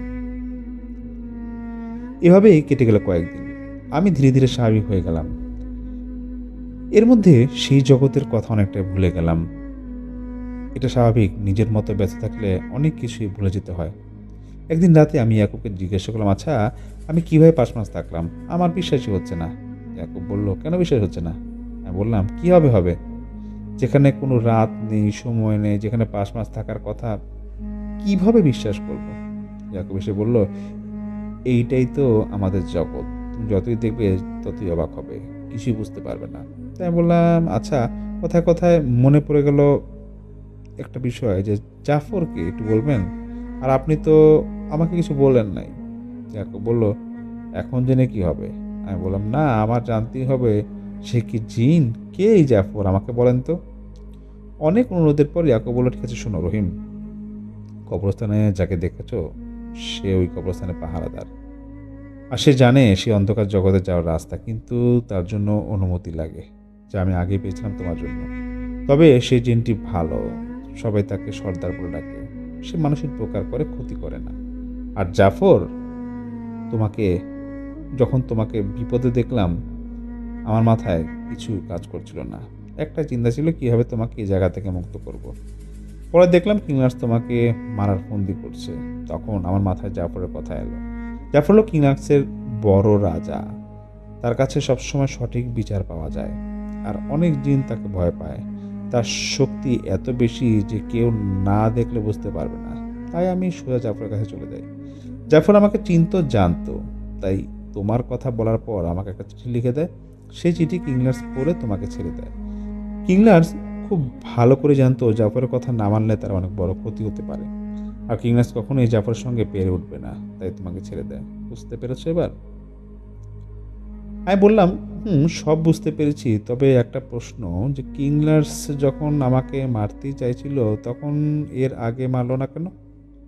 ইয়াকুব বলল, কি হয়ে মারবে, সরাসরি মারার তো নিয়ম নেই, তার উপর আমি আর মায়াবতী ছিলাম তোমার সঙ্গে, তাই সে পারে না, তার সে সুযোগ ছিলই না, এবং সে কিন্তু সুযোগ খুঁজছিল। আমি বললাম, আচ্ছা মায়াবতীকে দেখি না কেন? সেই জায়গা থেকে আসার পর থেকে মায়াবতী আর দেখিনি। ইয়াকুব বলল, চিন্তা করো না, সময় হলে সে আসবে, তার কিছু কাজ আছে, সেই জন্যই সে চলে গেছে। তবে আমাকে বলে গেছে যেন তোমার খেয়াল রাখি। একটা কথা মনে রাখো রহিম, কিংলার্স খুবই খারাপ এবং ভয়ানক একটা জিন, সে সহজে তোমাকে ছাড়বে না। তাই যাই করো না কেন সাবধানে করো, চোখ কান খোলা রেখে চলতে হবে তোমাকে। আমি বললাম, ইনশাল্লাহ, আল্লাহ না চাইলে কেউ কিছু করতে পারবে না। ইয়াকুব বলল, ঠিক আছে, আচ্ছা তুমি ঘুমাও, আমি এখন যাই। তা আমি ইয়াকুবকে বিদায় দিলাম। এভাবে চলতে থাকলো আরও কয়েকটা দিনকাল। আমার ভালো দিনকাল চলছিল। আমি একটা সময় ভুলে গিয়েছিলাম এসব ঘটনা। হঠাৎ একদিন আমার কাছে একটা ফোন আসে। ফোনটা দিয়েছিল আমার অনেক পুরনো এক বন্ধু। আমি ফোনটা ধরে কথা বললাম। এক পর্যায়ে আমার বন্ধু আমাকে তার বাড়িতে যাওয়ার দাওয়াত দিল এবং আমাকে অনুরোধ করলো আর কি অনেক। তা আগে বলে রাখি, আমার বন্ধু জানতো না যে আমি জিন তাড়ানোর কাজ করি বা এসব বিষয়ে আমার জানা আছে। তো সে শুধু জানতে চাইলো যে আমি ইমামতি করি কিনা। তা আমি বললাম হ্যাঁ। তাহলে যাই হোক, আমি প্রথমে যেতে চাইছিলাম না, কিন্তু আমার বন্ধু নাসরবান্দা শেষমেশ তার মা আমাকে ফোন করে অনেক অনুরোধ করলো। তা তিনি আমার মায়ের বয়সে ছিলেন। আমি যেহেতু তার মা অনুরোধ করেছে, তাই আমি আর এরকম কথা ফেলতে পারলাম না, রাজি হয়ে গেলাম। দুদিন পর আমি আসি বললাম, আরও কিছু কথা বলে ফোন রেখে দিলাম। সেই রাতে ইয়াকুব আমার কাছে আসে। আমি ইয়াকুবকে পুরো বিষয়টা বললাম আর জানলাম যে আমাকে যেতে হবে, তবে কাজের জন্য নয়, আমার বন্ধুর বাসায় দাওয়াত পেয়েছি। ইয়াকুব সম্মতি জানিয়ে দিল, যে বললো যাও, সমস্যা নেই, তবে সাবধানে থেকো। তোমার বন্ধু চেয়ে শত্রু অনেক বেশি, যাদের চোখে দেখা যায় না কিন্তু অনুভব করা যায় আর কি। সে আরও বলল, সমস্যা হলে আমাকে স্মরণ করো। আমি তাকে তারপর বিদায় দিলাম। দুদিন পর আমি আমার বন্ধুর বাড়ি শেরপুর যাওয়ার উদ্দেশ্যে রওনা দিলাম। আমার বাড়ি থেকে শেরপুর যেতে প্রায় 4 ঘন্টা সময় লাগে। রাস্তায় যানজট থাকলে আরও বেশি সময় লাগতো। তো বিকেলের দিকে আমি বাসার থেকে বের হলাম। আমার একটা অভ্যাস আছে, আমি গাড়িতে ওঠার আগে যার বাড়িতে যাচ্ছি তাকে ফোন করে জানিয়ে দিই। তো সেই মতো আমার বন্ধুকে আমি ফোন করে জানালাম যে আমি গাড়িতে উঠেছি। আরও কিছু কথা বলে এরকম আমি তার ফোন রাখি। তো ঠিক সেই মুহূর্তে আমার জীবনের বিপদের অধ্যায় শুরু। গাড়ি ছেড়ে দিল, আমি বাসের ভিতরে বসে কোরআন শরীফ তেলাওয়াত করতে লাগলাম। প্রায় 2 ঘন্টা পরে গাড়ি এক হোটেলের সামনে এসে থামলো খাবারের জন্য। তা আমি নেমে হাত মুখ ধুয়ে খেতে বসি। খাওয়া শেষ করে কিছুক্ষণ বাইরে দাঁড়ালাম, বাতাসটা খুব ভালো লাগছিল তখন। একটু পর এক এক সবাই বাসে উঠলো, আমিও বসে পড়লাম বাসে। তো গাড়ি আবার মতো চলতে শুরু করলো, কিন্তু একটা বিষয় লক্ষ্য করলাম যে এখনও কেউ আমার কাছে ভাড়া চাইতে আসেনি। তা আমি নিজের ইচ্ছায় হেল্পারের কাছে ভাড়া দিতে গেলাম, কিন্তু হেল্পার বললো এখন ভাড়া নেবে না। ভাবলাম হয়তো নামার আগে নেবে, তো তাই আমি নিজের জায়গায় আবার ফিরে গেলাম। তো কিছুক্ষণ পর ড্রাইভার ভাই আমাকে ডাক দিয়ে বললেন, হুজুর আপনি সামনে বসেন। আমি পিছনে ঘুরে বললাম, কেন ভাই, সামনে বসতে হবে কেন? ড্রাইভার বললেন, ভাইজান রাগ করবেন না, সামনে বসুন, পরে বলছি। আমি আর কিছু না বলে ড্রাইভারের পাশের আসনে গিয়ে বসলাম। তো ড্রাইভার বললেন, ভাইজান আপনি হুজুর মানুষ, এখানে বসে কোরআন পড়লে আমার খুব ভালো লাগবে, কোরআন শুনতে আমার খুব ভালো লাগে। আপনি পিছনে বসে কোরআন পড়তেছিলেন, শুনে আপনাকে সামনে আনলাম আর কি। তো কিন্তু ভাবলাম যে আপনি কিছু মনে করেন কি না, তাই আর ডাক দিই নাই। যাই হোক, তা আমি ড্রাইভারের কথা শুনে বুঝতে পারলাম তিনি কিছু লুকাচ্ছেন, কিন্তু না বোঝার ভান করে চুপচাপ বসলাম। কিছুক্ষণ পরে আমার ঘুম চলে এসে গেল, আর তো ঘুমিয়ে পড়লাম আমি। কিছুক্ষণ পরে তারপরে তো আমাকে এরকম আর কিছু পরে হেল্পাররা আমাকে ডাকতে লাগলো, বললো, ভাই কোরআন পড়েন, সামনে আপনার নামার জায়গা চলে আসবে। এখন ঘুমিয়ে পড়লে আবার নিজের জায়গা মতো আপনি নামতে পারবেন না। তো এই কথায় আমার মনে একটু সন্দেহ জাগলো, কিন্তু কাউকে কিছু বুঝতে দিলাম না। সামনে গিয়ে যখন গাড়ি থামলাম, জিজ্ঞেস করলাম, ভাইজান এখানে গাড়ি থামালেন কেন? তো ড্রাইভার বললেন, ভাইজান সামনে মনে হয় অ্যাক্সিডেন্ট হয়েছে, তাই এত যানজট। তো এই বিষয়টা পরিষ্কারভাবে দেখতে নিচে নামতে চাইলাম, কিন্তু হেল্পার আমাকে বললো, হুজুর এখানে নিচে নামবেন না, এই রাস্তায় সন্ধ্যার পর অনেক বিপদ, কেউ গাড়ি থামায় না, নামেও না। আমি জিজ্ঞেস করলাম, কিসের বিপদ, ডাকাত পড়ে না কিসব রাস্তায়? তো হেল্পার বললো, না হুজুর এই রাস্তায় খারাপ জিনের ছায়া আছে, খারাপ জিনেরা এখানে আসে, যারা ড্রাইভার তাদের থাকে তাদের চোখে ধুলা দেয়। তো আমি বললাম, মানে কি? তো তখন হেল্পার বলে, হুজুর এই রাস্তা দিয়ে যারা গাড়ি চালায় তারা কখনো রাস্তা দেখে 4টা, কখনো দেখে 6টা, চোখের ধাঁধা পড়ে যায়, তাই গাড়ি অ্যাক্সিডেন্ট করে। তাই আমি বললাম, ও আচ্ছা এই ব্যাপার, চিন্তা করো না, ইনশাল্লাহ আমার তেমন কিছু হবে না। তো আমার এই কথা শুনে বাসের মধ্যে আর যতজন বসেছিল তা সবাই আমার দিকে হাঁ করে তাকিয়েছিল, হয়তো মনে মনে কিছু ভাবছিল যা আমি বুঝতে পারছিলাম। তবে আমি সেদিকে কান না দিয়ে বাস থেকে নেমে সামনের দিকে এগিয়ে গেলাম। তখন হয়তো 7টার মতো বাজে। কিছু দূরে গিয়ে দেখলাম আসলে একটা বাস দুর্ঘটনায় উল্টে গেছে বাসটা। মানুষের তেমন ক্ষতি হয়নি, কিন্তু ড্রাইভার মারা গেছে। যাত্রীদের ক্ষতি হয়নি, কিন্তু ড্রাইভার এরকম মারা গেছে। নিজের মানে খুব খারাপ লাগলো ড্রাইভারটার জন্য। আমি আমার বন্ধুকে ফোন করে বললাম, আমার আসতে একটু দেরি হবে। সে শুধু বললো, সাবধানে আসিস, আমার নিজের প্রতি খেয়াল রাখিস। তো ফোনটা কেটে যায়। আমি ফায়ার সার্ভিসকে ফোন দিয়ে সব জানালাম, পুলিশও কলে বিস্তারিত বললাম। তো কিছুক্ষণের মধ্যে সবাই এসে কাজ শুরু করলো। তা আমার ব্যাপারটা ছিল এমন যে সারা রাত সেখানে থাকা সম্ভব ছিল না, তাই যা করা উচিত মনে হয়েছে তাই করেছি। হয়তো কাজটা ঠিক ছিল, নয়তো ভুল, কিন্তু আমার মন যেটা বলেছে সেটাই করেছি। যখন সেই জায়গা থেকে বাসের দিকে ফিরে যাচ্ছিলাম, দেখি একটা গাছের ডালে কতগুলো ছায়ামূর্তি বসে আছে। নামার সময় দেখি কিছুই দেখিনি, কিন্তু এবার দেখলাম। তা আমি তেমনভাবে তাদের দিকে তাকাইনি, কিন্তু ছায়াগুলো আমার দিকে তাকিয়েছিল। মনে হচ্ছিল যদি তারা পারতো আমাকে এখনই মেরে ফেলতো। তাই মনে মনে দোয়া পড়ে বসে বাসে উঠে গেলাম। 2-3 ঘন্টার মধ্যে সব ঠিক হয়ে গিয়েছিল, আমার বাস চলতে শুরু করলো। কিন্তু যখন বাসটা সেই জায়গাতে যাচ্ছিল, গাছের উপর থেকে সেই ছায়াগুলো আবারও আমার দিকে তাকিয়েছিল। আমি সেদিকে না তাকিয়ে ঘুমিয়ে পড়ছিলাম। কতক্ষণ ঘুমালাম জানি না। একসময় বাসের হেল্পার ডাক দিয়ে বলল, হুজুর আপনার জায়গায় চলে এসছে, নামেন। তো ভাড়া দেওয়ার সময় হেল্পার টাকা নিতে যাচ্ছিল না, কিন্তু আমি জোর করে দিয়ে আসলাম। তো বাস থেকে এখানে দেখেন একটা দোকান। তখন রাত প্রায় 10টা, গ্রামের এলাকায় 10টা মানে তো অনেক রাত। তা আমি দোকানে বসলাম। দোকানদার বলল, বাবু চা খাবেন? কথা শুনে আমি অবাক করলাম, কারণ এখনকার সময় দোকানদার বাবু বলবে এটাতে বিশ্বাস করা খুব কঠিন। সবাই তো ভাই বলে ডাকে। আমি সালাম দিয়ে বললাম, হুঁ কাকা, চা খাবো, ভালো করে বানায় দেন। তো এই বলে আমি বন্ধুকে ফোন দিলাম, তাকে জানালাম যে আমি দোকানে আছি। তো সে বললো আমি আসছি, কিছু খেতে হলে আমাকে বললো খাওয়ার জন্য। তা আমি কিছু না বলে ফোন রাখলাম। চা খেতে খেতে দোকানদারকে জিজ্ঞেস করলাম যে, কাকা এত রাতে এখানে কেউ নাই, তবুও কেন আপনার দোকান খোলা রাখছেন? কাকা বললেন, বাবু মানুষের না থাকলে কী হবে, আমার দোকান সারা রাত খোলা থাকে, এখন তো অভ্যাস হয়ে গেছে। এরপর কাকা জিজ্ঞেস করলেন, বাবা মশাই আপনাকে তো আগে এখানে কখনো দেখি নাই। আমি বললাম, কাকা নতুন আসছি, বন্ধুর বাড়িতে বেড়াতে আর কি। তো তিনি বললেন, ও আচ্ছা, তো বাবা মশাই এই জায়গাটা ভালো না। আমি জিজ্ঞেস করলাম, কেন, কী হয়েছে?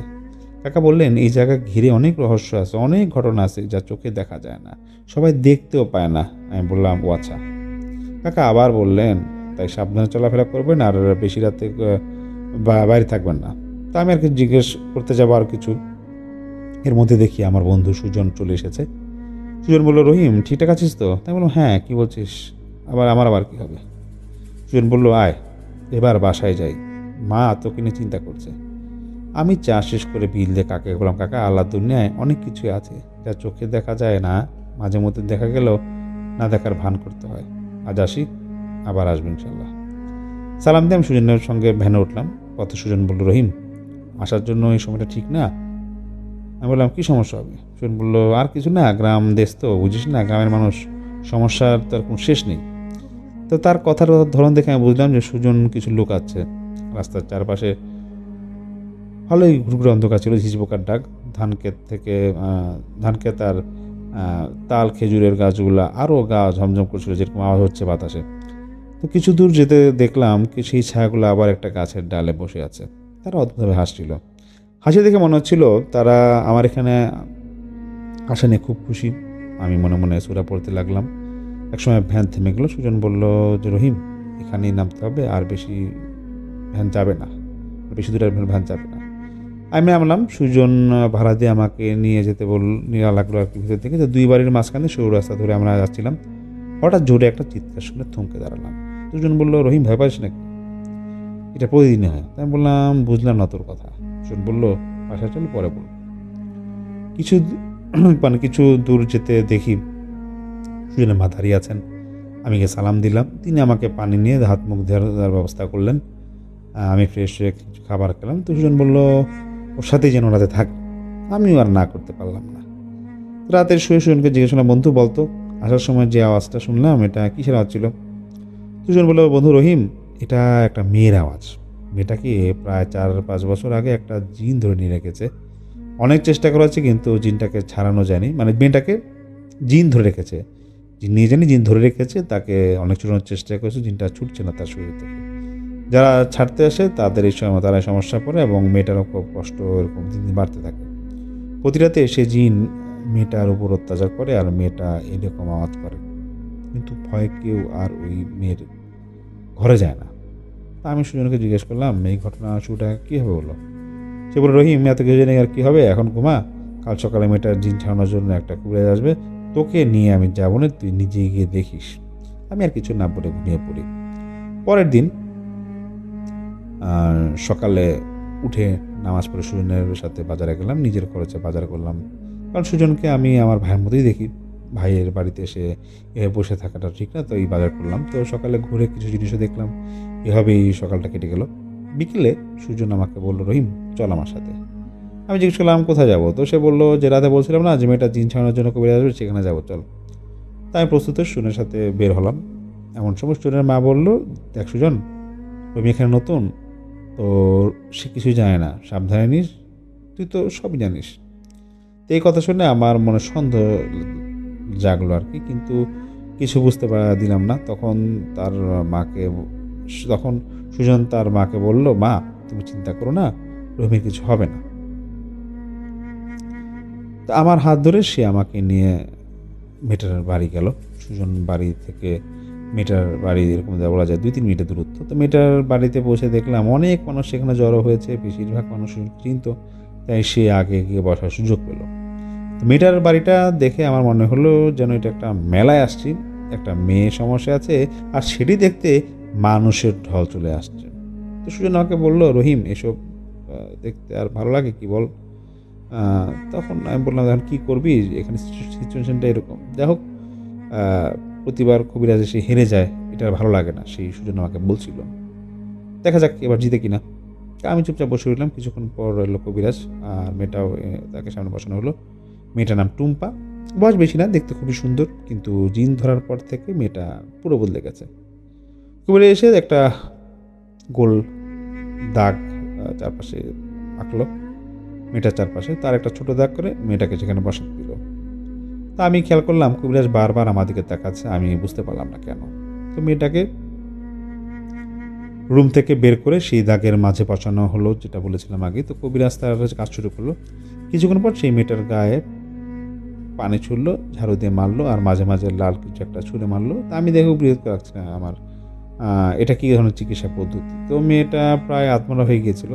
এরপর কবিরাজ বললো, আজ আর কিছু করবো না, কাল আবার আসবো, মেয়েটাকে নিয়ে যাও ভিতরে। তো কবিরাজ সব গুছিয়ে আমার কাছে এসে হাসি দিল। আমি বুঝে গেছিলাম সে হাসিটা মানে কি। আমি আর দেরি না করে চলে এলাম। রাতে সুজন বলল, বন্ধু তোকে এখানে ডাকলা করে জানিস? আমি বললাম, কেন? সুজন বলল, বন্ধু আমাদের গ্রামে বড় একটা সমস্যা চলছে, তোকে বোঝাতে পারবো না বড় কত। আমি জিজ্ঞেস করলাম, জিজ্ঞেস সমস্যা ডাকাত নাকি? তো সে বললো, না বন্ধু, জিন নিয়ে। তাই আমি বললাম, কি বলিস? তোর কথা আর আগামাতে আমি কিছু বুঝতে পারতেছি না। তো আমি বললাম, সব আল্লাহর ইচ্ছা, এখন তুই কী বলতে চাস আমাকে একটু বলতো। সুজন আমাকে বললো, বন্ধু রহিম এই জায়গার ব্যাপারে তুই কিছু জানিস না। পুরো গ্রামে চলছে মরণ খেলা।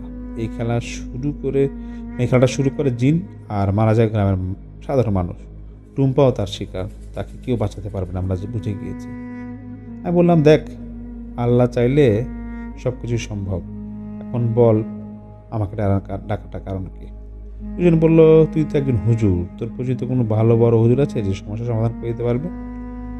তা আমি বললাম যে, এর জন্য আমাকে এখানে আনলি? দুজন লজ্জা পেয়ে বললো, বন্ধু খুব বিপদে পড়ছে আমরা। আমার মা আমাকে নিয়ে খুব ভয়ে থাকে, সন্ধ্যার পর কেউ বাড়ির বাইরে যেতে পারে না খুব একটা, যাকে পায় তাকে ধরে বসে। এভাবে চললে আমরা এমনিতেই মরে যাব।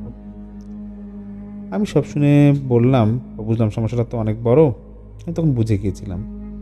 আমি সুজনকে বললাম, আচ্ছা এই ব্যাপারে সব কিছু আমাকে খুলে বলতে পারবে কে? সুজন বলল, আমার একজন কাকা আছে, শুরু থেকে উনি সব জানে, উনি বলতে পারবেন। আমি বললাম, আচ্ছা কালকে একবার ওনার কাছে আমাকে নিয়ে যাস, আমি ওই মেয়ের বাড়িতে কালকে আবার আমি আমার মেয়ের বাড়িটাতে আবার কালকে যাবো। দুজন বললো, কেন যাবি? তোর কি এসব দেখতে ভালো লাগে নাকি? তাই বললাম যে, তুই ঘুমা, আমি বাইরে থেকে একটু ঘুরে আসি। দুজন তৎক্ষণাৎ বললো, বন্ধু রহিম এই সময় বাইরে যাওয়া ঠিক হবে না, নিজের মৃত্যু টেকানোর মতো হবে অবস্থা। কী দরকার ভাই, নতুন জায়গায় আসছিস, এই সময় বাইরে যাওয়ার দরকার নাই। আমি তাকে বললাম, তুই বুঝবি না, আর চিন্তা করিস না, আল্লাহর রহমতে আমার কিছুই হবে না। আমি আন্টিকেও জানালাম, কিন্তু আন্টি অনেকবার নিষেধ করলেন। আমি তাকে বুঝিয়ে বাইরে বের হলাম। একটা রাস্তা ধরে হাঁটতে হাঁটতে ইয়াকুবকে স্মরণ করলাম। পকেটে তসবি ছিল, তাই সাহস পেলাম। রাস্তায় এত অন্ধকার যে ফোনের লাইট জ্বালিয়েও কিছু দেখা যাচ্ছিল না। এমন সময় ইয়াকুব এসে হাজির। ইয়াকুব আমাকে জিজ্ঞাসা করলো, এত রাতে তুমি বাইরে কি করো রহিম? আমি সব খুলে বললাম। শুনে ইয়াকুব বলল, রহিম, এরা যা বলছে সব ঠিক, এখানে শক্তিশালী কিছু আছে। তুমি কি এই জিনদের তাড়াতে চাও নাকি? আমি বললাম, কেন, অসম্ভব নাকি? ইয়াকুব এসে বলল, অসম্ভব বলতে কিছু নেই, সমস্যা হলে ইনশাল্লাহ সমাধানও আছে। আমি তাকে বললাম, গ্রামের ব্যাপার পরে দেখব, আজ যে মেয়েটার কথা বললাম তাকে কিভাবে ভালো করা যায় বলুন তো। ইয়াকুব 1 মিনিট চুপ থেকে বলল, রহিম তুমি ভালো করে জানো কি করতে হবে, তবে শুনো, এই জিনকে চালান করা হয়েছে। তুমি কাল মেয়েটার ঘরে গিয়ে দেখো, তার চুলের মাঝে তাবিজ রাখা আছে, এগুলো পুড়িয়ে ফেললেই ভালো হয়ে যাবে। আমি জিজ্ঞাসা করলাম, তাবিজগুলো কোথায় আছে? ইয়াকুব বলল, একটা বালিশের ভেতরে তুলার মাঝে, একটা খাটের নিচে মাটিতে পোটা আছে, আর একটা তোষকের মধ্যে। তবে এগুলো মাগরিবের আজান শুরু থেকে শেষের মধ্যে তুলতে হবে। আজান শেষ হওয়ার পরেই এগুলো পুড়িয়ে ফেলতে হবে। আমি বললাম, বিকালে এগুলো বের করে রাখলে হবে না? ইয়াকুব বলল, মাটি খুঁড়ে বা বালিশ ফেটে রাখতে পারো, কিন্তু আজানের আগে হাত দিতে পারবে না। আমি সব বুঝে গেলাম এবং এগুলো বুঝে আমি বললাম, আচ্ছা, এখানে তো আরও হুজুর কবির এসেছিল, তারা পারল না কেন? ইয়াকুব বলল, শোনো রহিম, সব কাজ সবার নসিবে থাকে না। যার নসিবে কাজ থাকে সে না চাইলেও তার কাছে কাজ চলে আসে, আর যার নসিবে নেই সে হাজার চেষ্টা করলেও পারবে না। এখন তুমি বাসায় যাও, কাল রাতে কথা হবে। পরের দিন বিকালে আমি সেই মেয়ের বাড়ি গেলাম। দেখি কবিরাজ আগের মতোই কাজ করছে। সে আমার দিকে তাকে মুচকি হাসলো। একসময় আমার খুব রাগ হলো। আমি বললাম, থামাও, এটা কি হচ্ছে? এইভাবে কি কোনো মেয়ের চিকিৎসা হয় নাকি? কবিরাজ এসে বলল, তাহলে কিভাবে হয়? আমি বললাম, অনেকভাবেই হয়, কিন্তু আপনার মতো এভাবে কেউ করে না। আর যদি এমন চলতে থাকে মেয়েটা মারা যাবে। সুজন পিছন থেকে বল, রহিম কি করছিস, থাম, কবিরের সাথে ঝামেলা করিস না কিন্তু। আমি বললাম, তুই চুপ করে বসে থাক, কথা বলবি না। কবিরাজ বলল, তুমি যদি এত কিছু বোঝো তাহলে কাজটা তুমি করো, মেয়েটাকে দেখি ভালো করতে পারো কিনা। আমি বললাম, ঠিক আছে, তাই হবে। তারপর মেয়েটার মাকে বললাম, আপনি আমাকে সন্ধ্যা পর্যন্ত সময় দিন, আমি কথা দিচ্ছি আল্লাহর রহমতে আপনার মেয়ে ঠিক হয়ে যাবে। মেয়েটার মা কিছু না বলে চুপ করে বসে রইলেন। আমি কিছু লোক আর সুজনকে নিয়ে মেয়েটার রুমের খাটের নিচে মাঝ বরাবর মাটি করি। সত্যি সেখানে অনেকগুলো তাবিজ দেখতে পাই, কিন্তু সবাইকে ধরতে মানা করি। পরে তোষক ছিঁড়ে ওই জায়গা থেকে আরও তাবিজ পাই, সেগুলো ধরতেও কাউকে মানা করি। ইয়াকুব আমাকে যেখানে যেখানে বলেছিল সব জায়গা থেকে তাবিজ বের করে রাখি। যখন মাগরিবের আজান হয় আমি সুজনকে আগুন জ্বালাতে বললে এবং রুম থেকে তাবিজগুলো আনতে চাই। এলাকার সব মানুষ বাইরে ভিড় করছিল। আমি সব তাবিজ এনে আগুনে পুড়িয়ে দিই। মেয়েটার চুলের মাছ থেকেও একটি তাবিজ পেয়ে সেটা আগুনে পুড়িয়ে দিই। আগুন ধরতেই মেয়েটা আওয়াজ করে মাটিতে পড়ে যায়। সবাই অবাক হয়ে আমার দিকে তাকিয়েছিল। আমি জমজমের কিছু পানি মেয়েটার মুখে ছিটিয়ে দিলে তারপর তার জ্ঞান ফেরে এবং কিছুটা পানি তাকে পান করিয়ে দিই। পরে মেয়েটাকে রুম থেকে নিয়ে যেতে বলি, মেয়েটাকে রুমে নিয়ে যেতে বলি আমি। সবাই মেয়েটাকে ধরে তারপর রুমে নিয়ে যায়। আমি একটা বিষয় অবাক হই, এত কিছু করলাম কিন্তু কেউ আমাকে বাধা দিল না। গ্রামের এত মানুষ ছিল অথচ কেউ কোনো কথা বলল না, সবাই চুপচাপ দাঁড়িয়েছিল।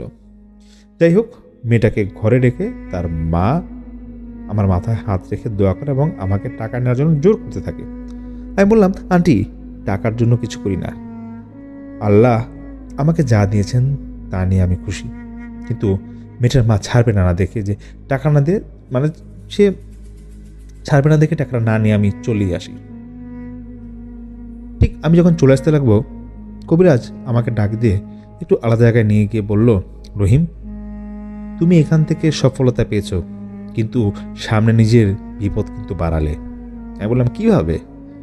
কবিরাজ বলল, আমি সব জানি রহিম, আমি চাইলেই মেয়েটাকে ঠিক করতে পারতাম। আমি জানি মেয়েটার উপর দিন চালানো হয়েছে, কিন্তু আমি সেটা করিনি। এত নাটকের মানে হলো সত্য বের করা।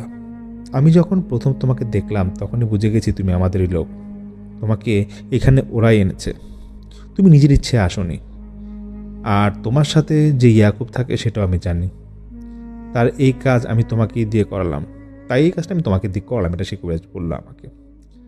কারণ এই এলাকার সবাই এখন তোমার কাছে আসবে তাদের সমস্যার সমাধান দিতে, কিন্তু তুমি তাদের ফিরে দিতে পারবে না, এটা তোমার নসিব। এই এলাকায় যারা আছে তাদের তুমি দেখলে বুঝতে পারবে। আমি তোমাকে একটা জায়গার নাম বলে দিচ্ছি, রাতে একা যাও, সব প্রশ্ন উত্তর পাবে, কিন্তু সাবধান, কে যেন কিছু বুঝতে না পারে, নাহলে সমস্যা কমবে না, বাড়বে এটা।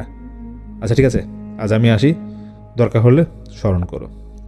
তো যাওয়ার আগে কবিরাজ আমাকে বলল, অন্ধকার জগৎ থেকে ফিরে এসেছো, তার মানে এই কাজ তোমার দ্বারাই হবে, ভয় পেও না, ভয়কে পার করলেই সফলতা। আসি, ভালো থেকো। আমি কবিরাজের কথা শুনে যেখানে থেকে চলে যাচ্ছিলাম ঠিক সেখানে দাঁড়িয়ে রইলাম। তিনি বললেন, এই কাজ আমার দ্বারা হবে, কিন্তু আমি তো এখানে দাওয়াত খেতে এসেছি, এসব ঝামেলা জানার জন্য আসিনি। আর মেয়েটার সাথে ভালো করে কথা বলাটা কি কোনো ভুল করেছিলাম নাকি আমি? আমার মনে এই ধরনের প্রশ্ন ঘুরছিল। যাই হোক, সুজন আমাকে নিয়ে আসার সময় বলল, রহিম বন্ধু, তুই এসব কাজ পারিস, আগে বললি না কেন? আমার কাছে থেকে লুকালি কেন? আমি সুজনকে বললাম, তুই কোনোদিন জিজ্ঞেস করিস নাকি আমাকে যে তোকে বলবো আমি? আর আমি তো এমন কিছু শিখিনি যা সবাইকে বলে বোঝাতে হবে। সুজন আমাকে বলল, বন্ধু তোকে নিয়ে এসে আমার অনেক উপকার হয়েছে, এবার তুই পারবি আমাদের বাঁচাতে। আমি বললাম, দেখ উল্টাপাল্টা কিছু বলবি না, বাঁচানোর মানে একমাত্র আল্লাহ, আমি কিছু না। সুজন আমাকে বলল, বন্ধু আমাকে বল কবে থেকে তুই সব শিখছিস। আমি সুজনকে সব খুলে বললাম। সব শুনে সুজন বলল, রহিম এত বিপদ তোর উপর দিয়ে গেছে ভাবার বাইরে, কিন্তু তুই কি পারবি এই বিপদের সমাধান করতে? আমি বললাম, ইনশাল্লাহ আল্লাহ চাইলে অবশ্যই পারবো। কিন্তু সুজন এই কথা যেন আর কাউকে না বলে সেটা আমি তাকে অনুরোধ করলাম, এবং এটা বললাম, তুই আমার কাছের বন্ধু, তাই তোকে দিয়ে আমি সব কিছু বললাম, এটা কাউকে শেয়ার করবি না। তখন সুজন বলল, রহিম বন্ধু তুই চিন্তা করিস না, আমার কাছ থেকে এই বিষয়গুলো কেউ জানবে না। আমি সুজনকে বললাম, আচ্ছা তুই রাতে আমার সঙ্গে একটা জায়গায় যাবি? তো সে বলল, কোথায় যাবি? এখানে তো তুই কিছু চিনিস না, আর রাতে বের হওয়া মানেই বিপদ ডেকে আনা। আমি বললাম, সেসব নিয়ে তো চিন্তা করবি না, সাহস থাকলে আমার সঙ্গে যেতে পারবি, নাহলে বাসায় থাকবি। তো সে বলল, না বন্ধু তোকে একা যেতে আমি দেবো না, এখানে আমিও যাব। তাই বললাম যে ভরসা রাখ, আমার সঙ্গে থাকলে ইনশাল্লাহ কিছু হবে না তোর। এই কথা বলে আমরা বাসায় চলে এলাম। রাতে সেই মেয়েটার বাসায় খাবার খেয়ে আমি আর সুজন বের হয়ে এলাম। ভেবেছিলাম যেখান থেকে আমি এসে পড়বো, পরে কিন্তু আর আমার আশা হলো না, বিভিন্ন ছিলে আমার থাকা হয়ে গেলো সেখানে।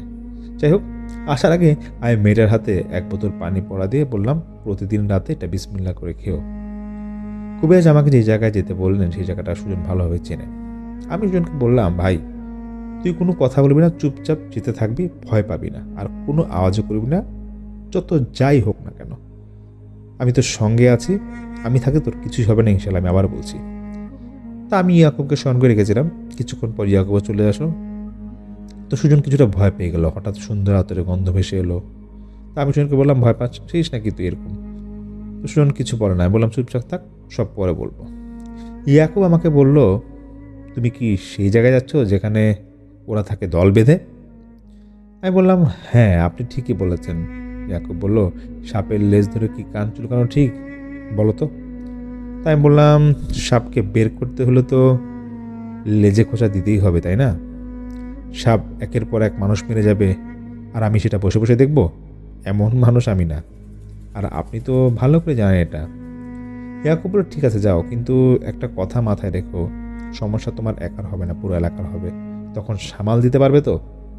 আমি বললাম, ইনশাল্লাহ আল্লাহর পাশে, আল্লাহ যেহেতু থাকবে আমার সাথে, অবশ্যই পাশে থাকলে আমি সবই পারবো। আর আমি জানি আল্লাহ আমার সাথে আছে, প্রত্যেকটা মানুষের সাথে আল্লাহ থাকে। সুজন আমাকে বলল, রহিম তুই কার সঙ্গে কথা বলিস? আমি সুজনকে বললাম, ভাই তোকে তো বলেছি তুই চুপ থাক, সব কিছু বাসায় গিয়ে বলবো। ইয়াকুব বলল, আচ্ছা তাহলে যাও, আমিও দেখি এই সমস্যার সমাধান তুমি কীভাবে বের করতে পারো। এই কথা বলে ইয়াকুব চলে গেল। আমি আর সুজন সেই জায়গায় চলে এলাম যেখানে জিন থাকে, তাও আবার হিসাবের বাইরে, মানে অগণিত জিন। তা আমি সুজনকে বললাম, সুজন তুই এখানেই দাঁড়াস। এরপর আমি সুজনের শরীরটা পুরোটা বন্ধ করে দিলাম। তো কিছু পানি তার শরীরে ছিটিয়ে দিলাম এবং একটি বড় গোল দাগ এঁকে দিলাম। আমি যতক্ষণ না আসবো এই দাগের বাইরে যাবি না, এটা তাকে বলে দিলাম। এবং এটাও তাকে বললাম, যদি নিজের জানের মায়া থাকে তবে এখানেই কিন্তু থাকবি। বারবার করা ভাষায় এটা বললাম। তুই অনেক কিছু দেখবি, শুনতে পারবি, কিন্তু বের হবি না, আমি আবারও বলছি। তারপর দেখলাম সুজন কিছু চুপ করে আছে। আমি বললাম, ভয় পাবি না, ভয়ের কিছুই নাই। আমার নকল ছায়া দেখিয়ে তোকে বের করতে যাবে, তোর মায়ের রূপ ধরে তোকে ডাকতে পারে, এমন আরও অনেক কিছুই করবে তোকে বাইরে আনার জন্য, এগুলো বৃত্তের বাইরে। কিন্তু বন্ধু আল্লাহর কসম লাগে, বের হবি না। যদি ভুল করেও বের হস তাহলে কিন্তু মারা পড়বি।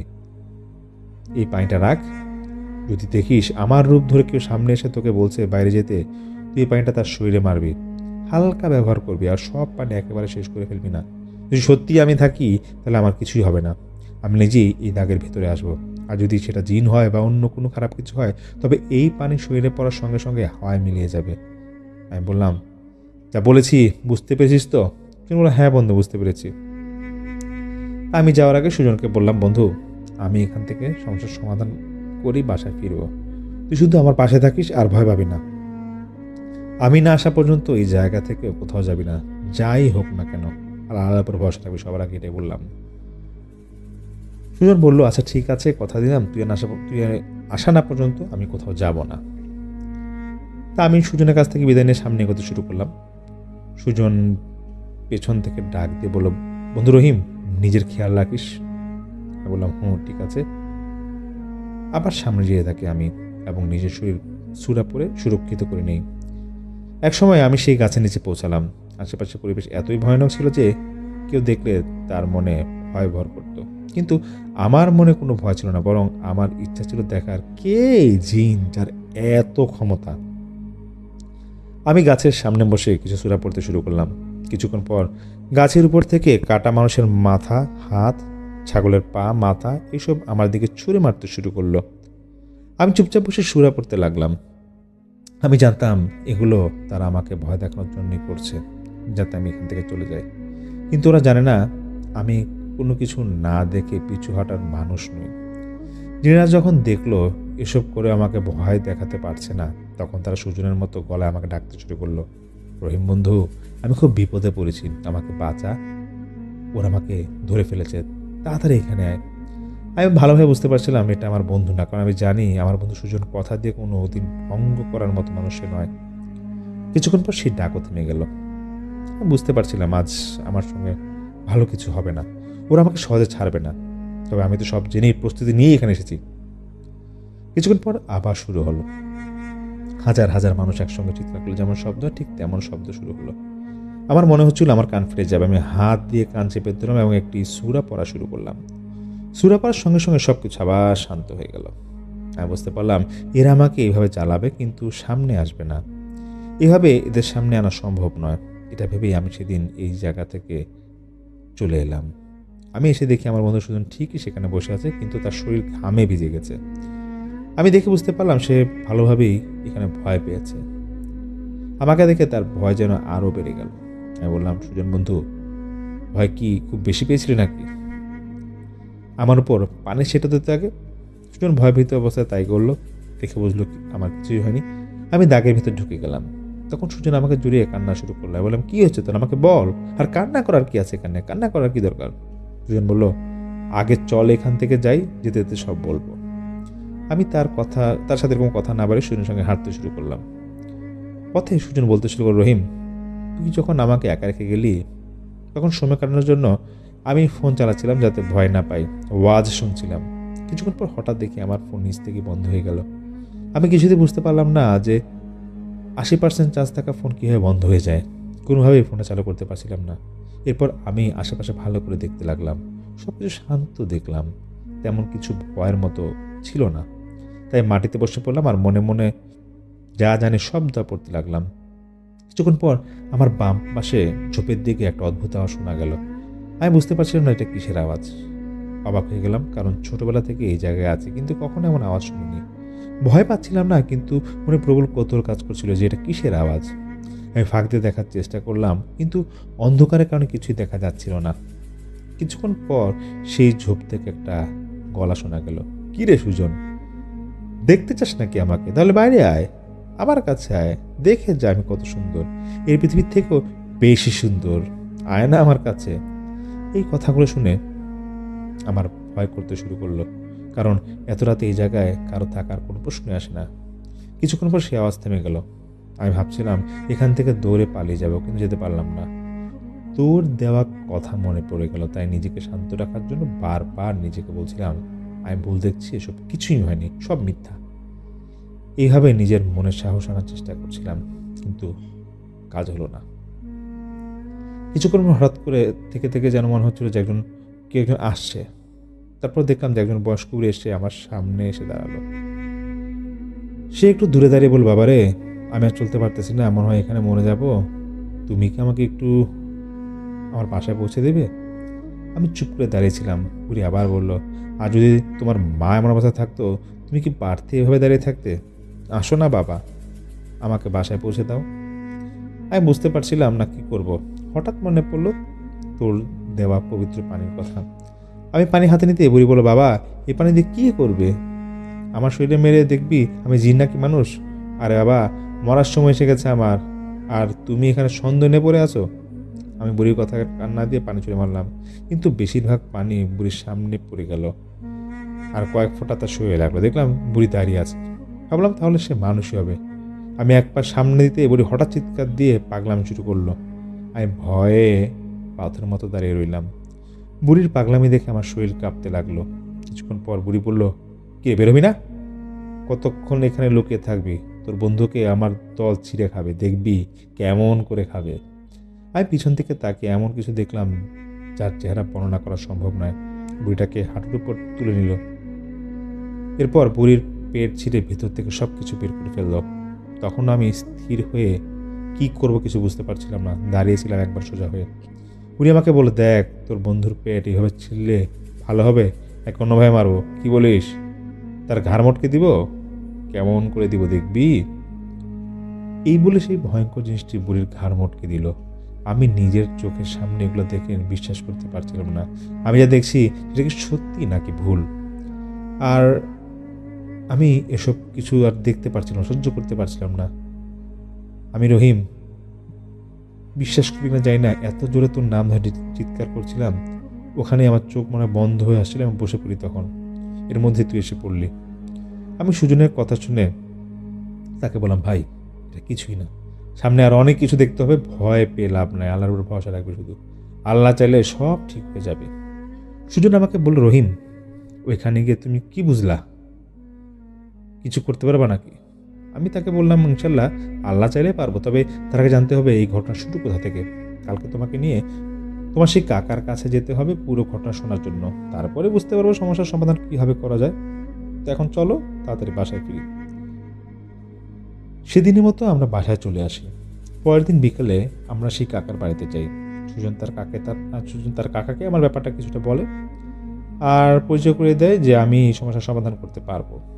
আমি কাকাকে দেখে বুঝতে পারি তিনি ব্যাপারটা নিয়ে অনেক ভীত, হয়তো আগে থেকেই ভয় পেয়ে আছেন, কারণ যখন সুজন বিষয়টা নিয়ে কথা বলছিল আমি কাকার দিকে ভালোভাবে তাকিয়েছিলাম। তার চোখে মুখে ছিল ভয়ের ছাপ স্পষ্ট। কাকা আমাকে বললেন, রহিম তুমি সত্যি পারবে সমস্যার সমাধান করতে? এর আগে অনেক এসেছে কিন্তু তারা বিপদ নিয়ে ফিরে গেছে। আমি তাকে বললাম, কাকা সমাধানের মালিক আমি নই, আল্লাহ, আমি তো শুধু একটা উসিলা। এই পৃথিবীতে আল্লাহ চাইতে ক্ষমতাশালী আর কেউ নেই। এখন আপনি যদি আমাকে সব সত্যি খুলে বলেন তাহলে আমি কিছু করতে পারবো, আর যদি কিছু লুকান তাহলে সমস্যা আমার হবে না, সমস্যা আপনাদেরই হবে। এমনিতে তো সমস্যার সমাধান একটা আছে, আপনি তো ভালোভাবেই জানেন। এটা যদি বেড়ে যায় তাহলে কি ক্ষতি হবে সেটা আপনি বুঝতে পারছেন। কাকা আমাকে বলেন, আচ্ছা তোমার কাছে কিছু লুকাবো না, আমি যা জানি সবই বলবো, এবং আমার মন বলছে তুমি এটা পারবে সমাধান করতে। আমি বললাম, ঠিক আছে কাকা, এবার বলুন কি সমস্যাটা হয়েছে। কাকা বলতে শুরু করলেন, রহিম এই গ্রামটা 2 মাস আগে খুব সুন্দর ছিল, যে এই গ্রামে আসতো সে মুগ্ধ হয়ে যেত, গ্রামের সৌন্দর্য দেখে সবার চোখ জুড়িয়ে যেত, কিন্তু দেখো এখন কেমন গ্রামটা মৃত হয়ে গিয়েছে। ঠিক যেমন কোনো মরা লাশ পড়ে থাকলে কেউ খেয়াল করে না, তেমনি এই গ্রামেতেও কেউ আর গুরুত্ব দেয় না। কিন্তু 2 মাস আগে পর্যন্ত এখানে পরিবেশটা এরকম ছিল না। যদি কারো কোনো সমস্যা হতো শত শত মানুষ সাহায্যের ছুটে আসতো, আর এখন সন্ধ্যার পর কেউ ঘর থেকে বেরোতেই চায় না। যাই হোক, মূল ঘটনার কথা বলি। এই ঘটনাটা শুরু হয় 2 মাস আগে। আমাদের গ্রামে একজন ছিলেন যার নাম ছিল আলী বাবা, দুঃখিত আলী মানে আলা বাবা, তবে আমরা সবাই তাকে আলা বলে ডাকতাম। আলা ছিলেন খুব ভালো মানুষ, ভদ্র, নম্র, মার্জিত, কখনো কারো সঙ্গে ঝগড়া করতেন না, তর্কে যেতেন না, যে যা দিত তা নিয়ে আল্লাহর কাছে শুকরিয়া করে দোয়া চাইতেন। যদি কেউ তাকে 500 টাকা দিয়ে কোনো কাজে লাগাতো, দিন শেষে তাকে দেখা যেত 350 টাকা সে ফিরে দিয়ে দিত, কিন্তু আলা কখনো রাগ করতেন না, কোনো অভিযোগ করতেন না। তিনি শুধু একটা কথাই বলতেন, আল্লাহ তোমার দরবারে লাখ লাখ শুকরিয়া, তুমি যে রিজিক দাও আমি তাতেই খুশি, এর বেশি আর চাই না, কমও চাই না। এই কথাটা তিনি সবসময় বলতেন। আর যদি কারোর বিপদ দেখতেন তখন আলাকে আর ডাকার দরকারই হতো না, তিনি নিজ থেকে হাজির হয়ে যেতেন। বিপদের সময় আলা ছিলেন সবার জন্য ভরসা, তাই সবাই তাকে খুব পছন্দ করত, আর তার প্রতি শ্রদ্ধা ছিল অপরিসীম। আলা যে দোকানে বসতেন সে দোকানে সবসময় ভালো বেচাকেনা হতো। তিনি যে জমিতে কাজ করতেন সেই জমিতে প্রচুর ফসল ফলত। সবাই বলতো, আলা তোর ওপর আল্লাহর রহমত আছে, তুই আল্লাহর প্রিয় বান্দা, তোর হাতে অনেক বরকত। এভাবেই চলতে থাকে দিনকাল। একটা সময় আলা বিয়ে করে, আল্লাহর সংসারে পরিবর্তন হয়ে থাকে, আল্লাহর অনেক টাকা পয়সা হয়ে যায়। আলার একটা কন্যা সন্তান হয়। আলার দিনকাল বলতে গেলে জান্নাতের নিয়ামতের মতো হয়ে গিয়েছিল। যেই আলার বাড়িতে যেত যেই আলার বাড়িতে যেত কিছু না খেয়ে ফিরে আসতো না, খালি মুখে সে কাউকে ফিরাতেও না, সাথে থাকতো উপহার। একটা সময় আলার মনের টাকার অহংকার আসতে থাকে। আলার মাঝে বেশ পরিবর্তন দেখা দিয়ে থাকে। মানুষের সাথে আগের মতো আলা ব্যবহার করে না। যার না তার সাথে দেখা যেত উল্টাপাল্টা সব ডাকারাই করছে, গালাগাল করছে, আদব কায়দা একেবারে তার চলে গিয়েছিল। কেমন যেন নেশাগ্রস্তের মতো হয়ে গিয়েছিল। আল্লাহ তাকে অনেক কিছু দিয়েছিল, কিন্তু আল্লাহর অহংকার নিজের মধ্যে এতটাই জেগে উঠে যে আস্তে আস্তে সে সব কিছু বিক্রি করতে থাকলো। সে আগের আলা হয়ে গেল। কিন্তু আলার মধ্যে খুব জিদ কাজ করত, কারো কথা শুনতো না, নিজের মন মতো যা খুশি তাই করতো। দিনে দিনে আলার সংসার এতটা অবনতি হচ্ছিল যে তখন সে ঠিকমতো খেতে পারতো না। যার কাছে সাহায্য যেত সেই মুখ ফুরিয়ে নিত। অভাবনের কারণে আলার মেয়েটা কিছুদিন পর মারা যায়। এই কষ্ট আলা একদম মেনে নিতে পারে না। যার দরুন সে যারা যারা তাকে চাল ডাল দেয়নি তাদেরকে সে খুন করে ফেলে এবং বাসায় সে নিজের বউকেও মেরে ফেলে। কারণ আলা ভেবেছিল যদি সে মারা যায় তাহলে তো তার বউ না খেতে পেয়ে মারা যাবে, এর থেকে ভালো সে নিজেই মেরে ফেলেছে। এবং গ্রাম থেকে কিছুটা দূরে গিয়ে আল্লাহ একটা গাছের সাথে ফাঁসি দেয়। ফাঁসি দেওয়ার আগে আল্লাহ সেই গ্রামের মানুষদেরকে অভিশাপ দিয়ে যায়, আর এমন কিছু করে যায় যা কেউ ঠিকভাবে জানে না। আল্লাহ রাতের অন্ধকারে গাছে গিয়ে ফাঁসি দেয় এবং পরের দিন আমরা সবাই গিয়ে পুলিশ নিয়ে এসে লাশটা নিয়ে যাই সেখান থেকে। আর সেই লাশের ময়নাতদন্তের পর আমাদের গ্রামের যে প্রধান তাকে খবর দেয় লাশটা নিয়ে আসার জন্য। লাশটা ছিল ঢাকা মেডিকেল কলেজে। গ্রামের প্রধান আমাকে এবং আরও দুজনকে পাঠায় লাশটা আনার জন্য। আর কিছু লোককে পাঠায় কবর খোঁড়া কাজ করার জন্য। আমরা একটা অ্যাম্বুলেন্স ঠিক করে লাশ আনতে যাই। ঢাকা মেডিকেলে পৌঁছতে আমাদের রাত 8টা কি 9টা বেজে যায়। সেখানে গিয়ে লাশের সব কাজ শেষ করতে করতে রাত 1টা বেজে যায়। অ্যাম্বুলেন্সের ড্রাইভার আমাকে জিজ্ঞেস করে, ভাই লাশ কি গোসল করে নিয়ে যাবেন নাকি এমনি নিয়ে যাবেন? আমি বললাম, ভাই আমার কাছে যেরকম অত টাকা নাই, গোসল করে নিয়ে যাবো যে। তখন ড্রাইভার জিজ্ঞেস করলো, ভাই কত টাকা চাইছে? আমি বললাম, সব মিলে তো 7,000 টাকা চাই। তো ড্রাইভার তখন আমাকে বলো, ভাই এই লাশ গোসল করে না নিলে রাতে অনেক ঝামেলা হবে। আমি হাসতে হাসতে বললাম, ধুর, আপনি একজন পুরুষ মানুষ এসব কথা কি বলেন? ভূত জিন এগুলোকে বিশ্বাস করে নাকি? তখন ড্রাইভার আমাকে বললো, ভাই আপনি বিশ্বাস নাই করতে পারেন, কিন্তু আমি প্রায় সময় তো এগুলো দেখি, তা আমি এগুলো বিশ্বাস করি। তখন আমি ড্রাইভারকে বললাম, কোনো সমস্যা হবে না, আমরা আপনার সাথে আছি। ড্রাইভার আমার কথা শুনে আর কিছু বললো না। আমরা সকালে ধরাধরি করে লাশ অ্যাম্বুলেন্সে উঠাই। আমি ড্রাইভারের পাশে বসলাম আর বাকি দুজনকে লাশের পাশে বসিয়ে দিলাম। ড্রাইভার আল্লাহর নাম নিয়ে চলতে থাকে। নবীনগর পার হয়ে যখন বাইপাসের রাস্তা ধরলাম তখন ড্রাইভার আমাকে বললো, ভাই আমার কেমন জানি একটু অন্যরকম লাগছে, গাড়িটা মনে ভার হয়ে গেছে, সাথে আমার পুরো শরীরটাও জানি কেমন লাগছে। তা আমি ঘড়িতে সময় দেখলাম তখন রাত প্রায় 2:30। তখন আমি ড্রাইভারকে বললাম, আচ্ছা তাহলে এক কাজ করেন, সামনে যদি কোনো দোকান খোলা থাকে সেখানে দোকানের সামনে আপনার গাড়িটা থামাবেন আর একটু আমরা সবাই মিলে চা খেয়ে নেব। তো ড্রাইভার আমার কথার সাথে একমত হয়ে একটি দোকানের সামনে দাঁড়ালে গাড়িটা দাঁড়া করায়।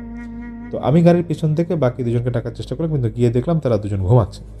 তাদেরকে আমি ডেকে তুলি এবং হালকা চা নাস্তা খেয়ে নিই। তারপর ড্রাইভারকে আমি গাড়ি দিতে বললাম।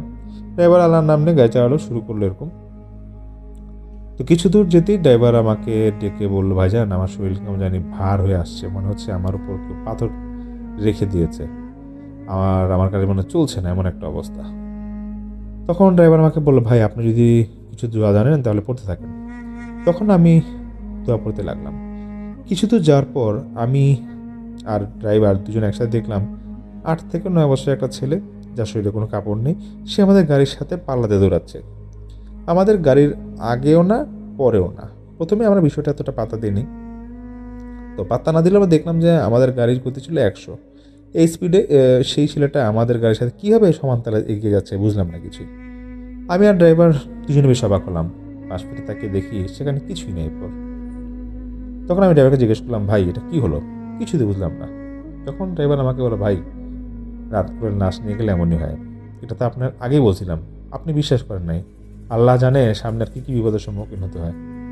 কিছু দূর যেতে গাড়ির পিছন থেকে আওয়াজ আসলো, ভাই গাড়িটা থামাও, গাড়িটা থামাও। কথাটা শুনে আমি ড্রাইভারকে বললাম, ভাই গাড়িটা সাইড করেন তো, একটু থামাতো দেখি কি হয়েছে পিছনে। ড্রাইভার গাড়িটা সাইড করে থামায়। আমরা পিছনে এসে দেখি দুজন খুব ভয় পেয়ে গেছে। তখন আমি জিজ্ঞেস করলাম কি হয়েছে। তখন বাকি দুজন আমাদেরকে বলল, তারা যখন ঘুমিয়েছিল হঠাৎ করে ঠকঠক আওয়াজ হতে লাগলো। এত করে তাদের এটাতে দেখা যায় তাদের ঘুম ভেঙে যায়, আওয়াজটা বেশ জোরে হচ্ছিল। তারা তাদের ফোনের লাইট জ্বালিয়ে ভালো করে দেখার চেষ্টা করে যাচ্ছিল কোথা থেকে শব্দ হচ্ছিল, কিন্তু কিছু খুঁজে পাচ্ছিল না। পরে তারা দুজন মিলে লাশটাকে ভালো করে দেখে, লাশ ঠিকভাবেই ছিল। নিজেদের মনের ভুল ভেবে তারা আবার ঘুমিয়ে যায়। হঠাৎ করে কে যেন তাদের মাথায় হাত বুলিয়ে দিয়ে বলে, মরবি মরবি তো সবাই মরবি, একে একে কেন মারবো। এই কথাটা তারা খুব ভালোভাবে নাকি শুনতে পায় দুজনে একসাথে। সেই সাথে একটা হাসির আওয়াজ আসে। তারপরেই তারা আমাদেরকে গাড়ি থামাতে বলে। আমি তাদের দুজনকে শান্ত করে ড্রাইভারকে বলি, ভাই আপনি যত দূরে পারেন গাড়ি চালান। ড্রাইভার আমার কথা মতো গাড়িতে উঠে পড়ে এবং গাড়ি স্টার্ট দেয়। ড্রাইভার আমাদেরকে বলে, ভাই ফজর আজান দিলেই সব কিছু ঠিক হয়ে যাবে, টেনশন নিয়েন না, দোয়া পড়েন সবাই। যখন আমরা শরীয়তপুরের দিকে ঢুকি তখন ফজর আজান হয় এবং সব কিছু আসলেই ঠিক হয়ে যায়। আমরা শান্তিপূর্ণভাবে আমাদের জায়গায় চলে আসি, কিন্তু কখনো ভাবিনি এর থেকে বড় বিপদ আমাদের জন্য অপেক্ষা করছে। অ্যাম্বুলেন্সের গাড়িটা আমরা লাশকে যেখানে গোসল করানো হবে সেই জায়গায় নিয়ে যাই। গাড়ি থেকে নিয়ে আমরা পিছনের দিকে যাই লাশ নামার জন্য, কিন্তু পিছনে গিয়েই আমরা সবাই অবাক হয়ে যাই। গিয়ে দেখি গাড়িতে কোনো লাশ নাই। কি হলো কিছুই বুঝতে পারছিলাম না। সারা রাস্তায় লাশ গাড়িতে ছিল, আর এখন এখানে এসে দেখি লাশ নাই। বলে রাখা ভালো যে যে দুজন পিছনে লাশের সাথে বসেছিল তারা অনেক কষ্ট করে আমাদের সামনে তখন এসে গিয়েছিল। তো লাশের কাছে আমরা তো এরকম অবস্থা দেখি, দেখার পরে তো কি করা যায়, আমরা কিছু বলতে পারলাম না। এবং এই কথাটা এটা আমরা কিছু মেনে নিতে পারছিলাম যে এখন আমরা কী করব। তখন সেখান থেকে সব ভেবে নেয় যে এটা হয়তো কোনো খারাপ দিনের কাজ। তখন সবাই বলা বলি করতে থাকে, আলার লাশ খুঁজে আর কী বে হবে, আলা তো ভালো মানুষ ছিল না, তাই তার কেউ আর লাশের খোঁজাখুঁজি করে না, যে যার মতো বাড়ি চলে যায়। আলার লাশ নিখোঁজ হতে আবার অনেকে খুশি হয়। সব কিছুই কিছুদিন স্বাভাবিকভাবে চলতে থাকে। হঠাৎ একদিন একজন ব্যক্তি কাজ শেষ করে সে গাছের নিচে বাড়ি ফিরছিল। তার চোখটা গাছের দিকে যায় এবং সে দেখতে পায় আলা গাছের উপরে ফাঁসিতে ঝুলে আছে। সেই লোকটা এই দৃশ্য দেখে সেখানে অজ্ঞান হয়ে পড়ে যায়। পরের দিন সকালে লোকটাকে সবাই ধরাধরি করে বাসায় নিয়ে যায়। এরপর থেকে একে একে অনেকেই দেখতে পায় আলাকে। প্রথম সবাই আলাকে দেখলেও কিছুদিন পর অনেকেই একটা কালো বুড়ো দেখতে পায় ভয়ঙ্কর রূপে। আর সেই সমস্যাটাই পুরো গ্রামে আস্তে আস্তে চলতে থাকে। এমন পরিস্থিতিতে যে সন্ধ্যার পরে কেউ বাইরে বের হতে চাইত না। এই সকল কথা আমি আমার কাকার মুখ থেকে শোনার পর আমার কাকাকে কিছু করলাম, কাকা আপনার সাথে কোনো সমস্যা হয়নি? তখন কাকা আমতামতা করে বলেন, না আমার সাথে আবার কি হবে। আমি কাকাকে বললাম, কাকা আপনার মুখ থেকে বোঝা যাচ্ছে, মুখটা দেখে বুঝতে পারছি আমি যে আপনি মিথ্যা কথা বলছেন। তাছাড়া আমি বুঝি, কারণ আল্লাহ তাআলা আমাকে সেই ক্ষমতা দান করেছেন। কাকা আমাকে কিছু বলতে যাবে, ঠিক তখনই আমি কাকাকে থামিয়ে দিয়ে বললাম, আপনি আমাকে সব সত্যি কথা বলেন, আর আপনি সত্যি বললেই আমি আপনার সাহায্য করতে পারবো। তখন কাকা আমাকে বলতে লাগলো, রহিম একদিন আমি বাজার করে বাসায় আসছিলাম, আর বাসায় আসার জন্য এই রাস্তাটা, ওই একটা রাস্তা থাকে যেখানে আর এক পাশে দিয়েছিল। তো যখন আমি সেই রাস্তা দিয়ে আসছিলাম তখন গাছের উপর থেকে কেউ আমাকে বলতে লাগলো, আরে ভাই নাকি, কই গেছিলেন, বাজারে নাকি, এত তাড়াতাড়ি তুমি আমাকে ভুলে গেলা? তোমার সাথে তো আমার এতদিনে ভালো সম্পর্ক ছিল, তোমার কাছে আমার সুখ দুঃখের কথা কত বলছি, চিন্তা করো না, তোমাকে আমার কাছে খুব জলদি নিয়ে আসবো। এই কথা বলে জোরে জোরে হাসতে থাকে। আমি এগুলো শুনে বুঝে যাই এটা আল্লাহর গলা। আমি মনে মনে আল্লাহকে স্মরণ করে জলদি বাসার দিকে ঘুরে থাকি। কিছু দূর যাওয়ার পর খেয়াল করলাম কেউ আমার পেছনে পেছনে আসছে। যখন আমি একটু থমকে দাঁড়ালাম, ঠিক তখনই কেউ আমাকে পেছন থেকে জোরে একটা ধাক্কা দিল, যার ফলে আমি দূরে গিয়ে ছিটকে পড়লাম। ভয় তখন আমি কি করে বুঝতে পারি না। আমার পিঠে খুব ব্যথা হচ্ছিল। আমি কান হাতে দিয়ে আজান দেওয়া শুরু করি। পরক্ষণে সব কিছু একদম শান্ত হয়ে যায়। আমি আজান না থামিয়ে আজান দিতে দিতে তারপর বাসায় চলে যাই। বাসার ভেতরে এসে আমি জ্ঞান হারিয়ে ফেলি। যখন আমার জ্ঞান আসে আমি নিজেকে আমার রুমে আবিষ্কার করি। পরে আমি সকলকে আমার ঘটনাগুলো খুলে বলি। এর মধ্যে মসজিদ থেকে হুজুর এনে আমাকে পানি পোড়ানো খাওয়ানো হয়। এর মধ্যে আরও অনেক সমস্যা হয়, তবে আল্লাহর রহমতে আমি সকল সমস্যা কাটিয়ে উঠতে পারি। তখন আমি কাকাকে জিজ্ঞেস করলাম, কাকা আমাকে একটা কথা বলেন তো, আলার লাশকে খুঁজে পাওয়া যায়নি? কাকা বলল, না, পাওয়া যায়নি। আর সবচেয়ে বড় কথা হচ্ছে কেউ খোঁজার চেষ্টা করেনি। আস্তে আস্তে সবাই সে আলার কথা ভুলে যেতে লাগলো। আমি কাকাকে বললাম, আচ্ছা ঠিক আছে। এই কথা বলে কিছু চিন্তা করলাম, তারপর বললাম, আমি সুজনকে নিয়ে চলি, পরে কথা হবে। তো তখন আমি সুজনকে নিয়ে রাস্তায় চলে আসি। তখন আমাকে সুজন জিজ্ঞেস করলো, বন্ধু, এই সকল কাজ কি আলাই করছে?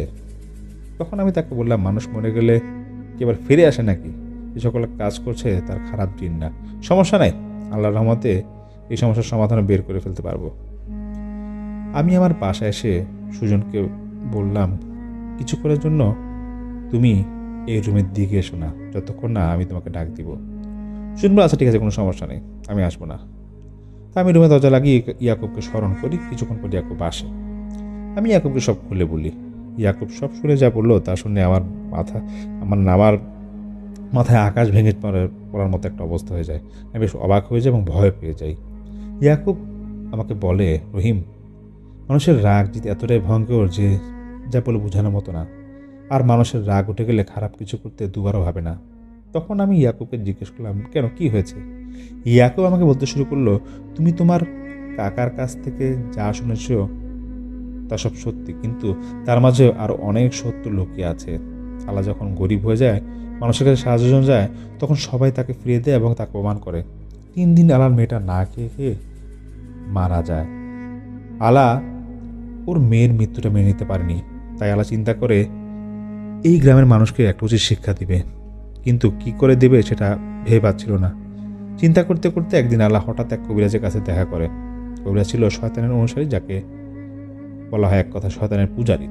সেই কবিরাজ আলাকে দেখেই বলে, কিরে আলা, তোর মেয়ে তাদের জন্য মারা গেছে, তাদেরকে শাস্তি দিবি? আল্লাহ কবিরাজের কথা শুনে অবাক হয়ে যায়। কবিরাজ বলল, কিরে আলা, অবাক হয়ে গেলে কেন? অবাক হয়ে থাকলে কি আর শাস্তি দিতে পারবি নাকি? তখন আলা বলল, হ্যাঁ, আমি প্রতিশোধ নিতে চাই, কিন্তু কিভাবে? তখন কবিরাজ বলে, আয়, আমার সাথে আয়। কবিরাজ আলাকে নিয়ে জঙ্গলের মাঝে চলে যায় আর আলাকে বলে, তোর কাছে একটাই পথ খোলা আছে, এটা করলে তুই সকল মানুষকে শাস্তি দিতে পারবি, আর কেউ এই কাজে তোকে সন্দেহ করবে না, কারণ এই কাজের কোনো প্রমাণ থাকে না। তখন আলা কবিরাজকে জিজ্ঞাসা করলো, কিভাবে কি করতে হবে আমাকে বলেন। তখন কবিরাজ বলে, উত্তেজিত হবার কিছু নাই, সময় লাগবে, কিন্তু এর ফলাফল ভালো কিছু পাবি। আল্লাহ সব কিছু ছেড়ে দিয়ে খারাপ জিনের উপাসনা করতে থাকে, আর জিনদেরকে ডাকতে হলে এরকম ডাকতে হলে নিজেকে শয়তান হতে হয়, এবং এই জিনেরা মানুষের ইচ্ছা পূরণ করে ঠিকই, কিন্তু তার বিনিময়ে অনেক ভয়াবহ এবং ভয়ঙ্কর কিছু চায় তারা। আর যদি সেটা সে না দেয় তাহলে এর ফলাফল খুব খারাপ হয়। আল্লাহ 2 মাসের মধ্যে সব কিছু শিখে যায়, আর প্রতিদিন কিছু না কিছু সেই শয়তানের নামে সে বলি দিতে থাকে। যখন বলি দেওয়ার জন্য কিছু থাকে না, তখন আল্লাহ মানুষের বাড়ি থেকে চুরি করে এনে পশু প্রাণী বলি দেয়, হতে পারে হাঁস, মুরগি, গরু, ছাগল, এগুলো আর কি। আর আহ্বান করতে থাকে সেই শয়তানকে। এইভাবে 15 দিন আহ্বান করার পর সেই শয়তান জিনটা হাজির হয়, মানে খারাপ জিনটা হাজির হয়। এখানে শয়তান বলতে খারাপ জিনে বোঝানো হয়েছে, এবং আল্লাহর ইচ্ছা সম্পর্কে জানতে চায়। আল্লাহ তখন সব কিছু খুলে বলে। শয়তান জিন আল্লাহর কথায় রাজি হয়ে যায়, কিন্তু তার বিনিময়ে আল্লাহর কাছে জান চায়, আপন মানুষের জান। আল্লাহ কোনো কিছু না ভেবে রাজি হয়ে যায়। তখন সেই জিনেরা আল্লাহর সাথে একটা চুক্তি করে রক্ত নিয়ে, যেন আল্লাহ এই কথা থেকে পিছপা না হয়, মানে আল্লাহ যদি পরে চায় এই কাজ আর করবে না, সব বন্ধ করে দেবে, সেটা যেন আর না পারে। তাই সেই জিনেরা তার সাথে রক্ত চুক্তি করে আর বলে, এই গ্রামকে মরা গ্রাম না বানিয়ে তারা এখান থেকে যাবে না। জিনরা যখন তাদের প্রথম কাজ শুরু করে এরকম মানুষকে জ্বালানো, ভয় দেখানো, তখন শয়তানের কাছে বলে, আমি মরণ দেখতে চাই, ভয় না, মানে এটা জিনরা আল্লাহকে প্রস্তাব দেয় আর কি। তখন সে বলে সে মরণ দেখতে চায়, ভয় না। তখন সেই শয়তান জিনেরা বলে, তাহলে তোর বউয়ের জানটা আগে চাই। এই কথা শুনে আল্লাহ একটু ভয় পেয়ে যায়, আর যেহেতু সে রক্ত চুক্তি করেছে তাই আর না করার কোনো উপায় ছিল না, যার দরুন আল্লাহ রাজি হয়ে যায় এবং জিন আল্লাহ শরীরে ঢুকে যায় এবং আল্লাহর বুকে খুন করে ফেলে। ঠিক সেইভাবে যেভাবে সুজন দেখেছে যে একটা বুড়ির পেট থেকে কেটে কেটে সব ফেলে দিচ্ছে। আলাও ঠিক সেই বুড়িকে অনুকরণ করে তার বউয়ের সাথে একই কাজ করে। তো এই কাজ করার পর শয়তান জিনেরা আলার উপর খুব খুশি হয়, আর জিনেরা তাদের কাজ শুরু করে দেয়। যেই সেই গাছের নিচ দিয়ে যেতে তখনই তাদেরকে মেরে ফেলতো। এইভাবে গ্রামের কিছু মানুষ তারা মেরে ফেলে। একটা সময় গিয়ে আলা বুঝতে পারে সে কত বড় ভুল করেছে, এবং যখন এরকম খুনের যে সময়টা হতো, আলা নিজের মধ্যে নিজেকে ঠিক রাখতে পারতো না, কারণ তখন তার মাঝে জিন ঢুকে যেত। আলা সবই দেখতে বুঝতো, কিন্তু কিছু করার তার থাকতো না।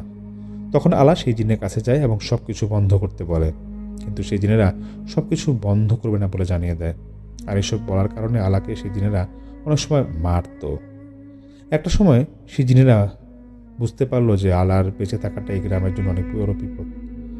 আলা বেঁচে থাকলে তারা তাদের কাজ সিদ্ধি করতে পারবে না, তাই তারা আলাকে নিজের হাতে ফাঁসিতে ঝুলিয়ে দেয়। আর সেই লাশ নিয়ে আসার সময় রাস্তা থেকে সেই শয়তানের জিনেরা নিয়ে যায়, যার দরুন লাশের কোনো খোঁজ খবর পাওয়া যায় না। আর গ্রামের মানুষ ভাবতে থাকে যাক, আপদ ভালোভাবে বিদায় হলো। কিন্তু একটা সময় সেই জিনেরা আলার রূপ নিয়ে মানুষের ক্ষতি করতে থাকে। আমি ইয়াকুবের মুখে এই কথা শুনে জিজ্ঞাসা করলাম, এর সমাধান কি? তখন ইয়াকুব বলল, রহিম, তুমি আজকে সেই জায়গায় যাও এবং আমি তোমাকে একটা চিঠি দিচ্ছি, সেই চিঠিটাতে এখানে রেখে আসবে। আমি ইয়াকুবের কথা মতো আর দেরি না করে ইয়াকুবের লেখা সেই চিঠি সেই গাছের নিচে রেখে আসি। এর বেশ কিছুক্ষণ পর সেই চিঠির উত্তর আসে। উত্তরে লেখা ছিল, এই গ্রাম শেষ না হওয়া পর্যন্ত আমরা কোথাও যাব না। তখন ইয়াকুব রহিম হুজুরকে বলে, এরা এভাবে যাবে না, এদের উচিত শিক্ষা দিতে হবে। তখন আমি ইয়াকুবকে জিজ্ঞাসা করলাম, এদেরকে কীভাবে শিক্ষা দিবেন? তখন ইয়াকুব আমাকে কিছু আমল শিখিয়ে দিল আর বলল, যা করবে সাবধানে করবে এবং সমাধান করার চেষ্টা করবে। আমিও নিজেকে তৈরি করলাম সেভাবে। আমি ইয়াকুবের কথা মতো যা যা তোর কাছে সব কিছু এনে রাখলাম। এর মধ্যে ছিল একটা পাঠা, 2টা বড় বড় ছাগল, 18 গামলা মিষ্টি, 48 কলসি দুধ, একটা নতুন কাপড়, সাথে কিছু মোমবাতি, আগরবাতি, লাল কাপড়, কবরের মাটি আর অনেকগুলো কালো জাদু করে এরকম পুতুল, এগুলা রেখে দিয়েছিলাম। তো এই সব কিছু নিয়ে গ্রামের মানুষকে নিয়ে সেই গাছের সামনে যাই এবং একে একে সব কিছু রাখি। আমি সব কিছু আনার টাকা গ্রামের লোকদের সাথে আলাপ আলোচনা করে তারপর টাকা তুলে সব কিছু এরকম নিয়ে আসি, আর তাদেরকে বলি এছাড়া কোনো সমাধান নেই। এরপর আমি আমার চারদিকে একটা গোল দাগ করে বসে এবং গ্রামের মানুষদেরকে একটু দূরে যেতে বলি, যাতে তাদের কোনো ক্ষতি না হয়। তা আমি আগুন জ্বালিয়ে আমার কাজ শুরু করি আর ইয়াকুবকে স্মরণ করতে থাকি। কিছুক্ষণের মধ্যে ইয়াকুব চলে আসে। ইয়াকুব আসার কিছুক্ষণ পরে একটা বুড়ির রূপ ধরে গাছের পিছন থেকে কিছু একটা বের হয়ে আসে আর আমাকে বলে, কিরে কিরে হুজুর, এখনও যাস নাই? নিজের জানার কি কোনো মায়া নাই? তখন আমি বুড়িকে সব কিছু বলি এবং বলি, এখন যদি আপনি এখান থেকে চলে যান তাহলে এখানে যত প্রকার খাবার আছে সব আপনাদের, আর যদি ভালোভাবে না যান তাহলে কিছুই পাবেন না, বরং আপনাদের বন্দি করা হবে। তখন বুড়ি হেসে বলল, তোর মতো পিচ্চি বন্দি করবে আমাকে? তার কথা শুনে আমি আমার কাজ পুনরায় শুরু করি। একটা সময় তারা সকলে যেতে রাজি হয় আর আমি তাদেরকে সকল খাবার বুঝিয়ে দিই, আর আমার কাছে তারা ওয়াদা করে যায় তারা আর কখনো এখানে আসবে না। কিছুক্ষণের মধ্যে সব কিছু একদম নীরব স্তব্ধ হয়ে যায়। এরপর আমি উঠে যাই এবং সকলে বাসায় চলে যায়। সকলে বাসায় চলে যাওয়ার পর আমি তখন আমার কানে শুনতে পাই, রহিম আজ জিতে গেছো দেখে, মানে এরকম আমাকে বলছিল কি একজন, যে রহিম আজ জিতে গেছো দেখে ভেবো না আমি আর আসবো না, তোমার সাথে খেলতে হলে আমি আবার আসবো, আর সবাই মরবে। ভারী কণ্ঠে কেউ বললে, এরকম একটা ভারী কণ্ঠ কেউ একজন বললো, আমি এটা বুঝতে পারছিলাম। তারপরে হঠাৎ করে একটা কর্কর ভাষা একটা কণ্ঠ ভেসে আসে, আমি সে অন্ধকার জগতের রাজা কিং লার্স, আমি আর এসব কথা এতটা পাত্তা দিই না। আলা এই গাছের নিচে 2250টা তাবিজ পুঁতে রেখেছিল, আর সেগুলো আমি আগেই বের করে রাখি, যার ফলে জিনদের শক্তি অনেকটা কমে যায়, আর আমার কাছে হার মানতে তারা রাজি হয়। কিন্তু আমি তখনও আলার লাশ খুঁজে পাইনি, আর আমি জানতাম কিংলার্স আমার পিছু এত সহজে ছাড়বে না। সে কিন্তু একটা কথা বলে চলে গিয়েছিল যে সে অন্ধকার জগতের রাজা কিংলার্স। তো এটা নিয়ে ইয়াকুব সবসময় চিন্তায় থাকে। আমি সেই গ্রাম থেকে পরের দিন বিদায় নিই এবং সকলে আমাকে অনেক ভালোবাসা এবং অনেক উপহার দেয়। আমি আসলে সব উপহার নিতে পারি না। রাস্তা দিয়ে আসার সময় আমার সেই কবিরাজের সাথে দেখা হয়, যে কবিরাজ টুম্পাকে জিন ছাড়ানোর কাজে এসেছিল। সেই কবিরাজ আমাকে দেখে বলে, নসিব খুবই আজব জিনিস, সময় কখন কি হয় বলা মুশকিল। তাই যদি নসিবে থাকে আবার আমাদের দেখা হবে, আর সামনে হয়তো একসাথে কাজও করা হতে পারে, কারণ বিপদ সবেমাত্র শুরু। ওই উপরওয়ালা আমাদের আবার এক করবে ইনশাল্লাহ ভালো কাজের জন্য। এই বলে কবিরাজ সেখান থেকে চলে যায়। আমি কবিরাজের কথার কোনো মানে বুঝতে পারলাম না, কিন্তু এখন আর কাজ করার ইচ্ছা আমার ছিল না। আমি বাসায় এসে আবার আগের মতো জীবন শুরু করি, কিন্তু কিংলার্স আমাকে স্বপ্নে এসে হুমকি দেওয়া শুরু করে। এভাবেই জীবন চলছে। আমার জন্য দোয়া করবেন, আল্লাহ সবাইকে ভালো রাখুক। কথাগুলো বলছিলেন রহিম হুজুর, এবং তার কথাগুলো কিন্তু আমাকে পাঠিয়েছেন সুমন ভাই, যার হয়ে আমি আপনার এই ঘটনাগুলো এতক্ষণ আপনার সাথে শেয়ার করলাম। এবং সুমন ভাই বলেছেন তিনি হয়তো সামনে কোন এক এপিসোডে কিংলার্সের আবার আসার কথা শেয়ার করবেন। এবং অসংখ্য ধন্যবাদ সবাইকে শুরু থেকে মনোযোগ দিয়ে ঘটনাগুলো শোনার জন্য, ঘটনাটা আজকে শোনার জন্য। এবং এটাও বলছি যে আমার সাথে সুমন ভাইয়ের আবারও কথা হয়েছে আজকে। তিনি বলেছেন রহিম হুজুরের ব্যতিক্রম কিছু ঘটনা তার কাছে আছে, এবং একটা ঘটনা তিনি লিখতে বসেছেন, যেটা তিনি এই ঘটনা শুরুতেই বলেছেন। একটা ঘটনা নিয়ে কিন্তু সহজ কাজ না, সংসার নিয়ে, অফিস আদালত নিয়ে দেখা যায় কাজ করে, কিন্তু আসলে এগুলো খুব ব্যস্ত থাকা অবস্থায় হাতে লিখে ঘটনাগুলো আমাদেরকে পাঠান, তো কিন্তু মাসখানেক সময় লাগে একটা ঘটনা লিখতে। আমি আবারও সবাইকে ধন্যবাদ জানাই যারা আমার ঘটনা শুনেছেন। আবারও বলছি, শুরুতে যা বলেছিলাম, আমি স্পেশাল থ্যাঙ্কস জানাই সুমন ভাইকে। রহিম হুজুরকে তো ধন্যবাদ যে সুমন ভাই মারফত আমাদের ঘটনা পাঠাচ্ছেন, এবং তার পাশাপাশি আমাদের মডারেটর আব্দুর রহমান ভাই সহ অন্য যত মডারেটর আমাদের আছেন সবাইকে অসংখ্য ধন্যবাদ। যাই হোক, সবাই ভালো থাকবেন, সুস্থ থাকবেন। বরাবরের মতো আমি যেটা বলি, ঘটনা থাকলে অবশ্যই আমাদেরকে পাঠিয়ে দেবেন ভৌতিকতা@gmail.com এই ঠিকানায়। আপনার ঘটনা গতানুগতিক ধারার বাইরে হলে অবশ্যই আমরা শেয়ার করব, এবং ঘটনা পাঠাতে ভুলবেন না। এটাই ছিল ঘটনা।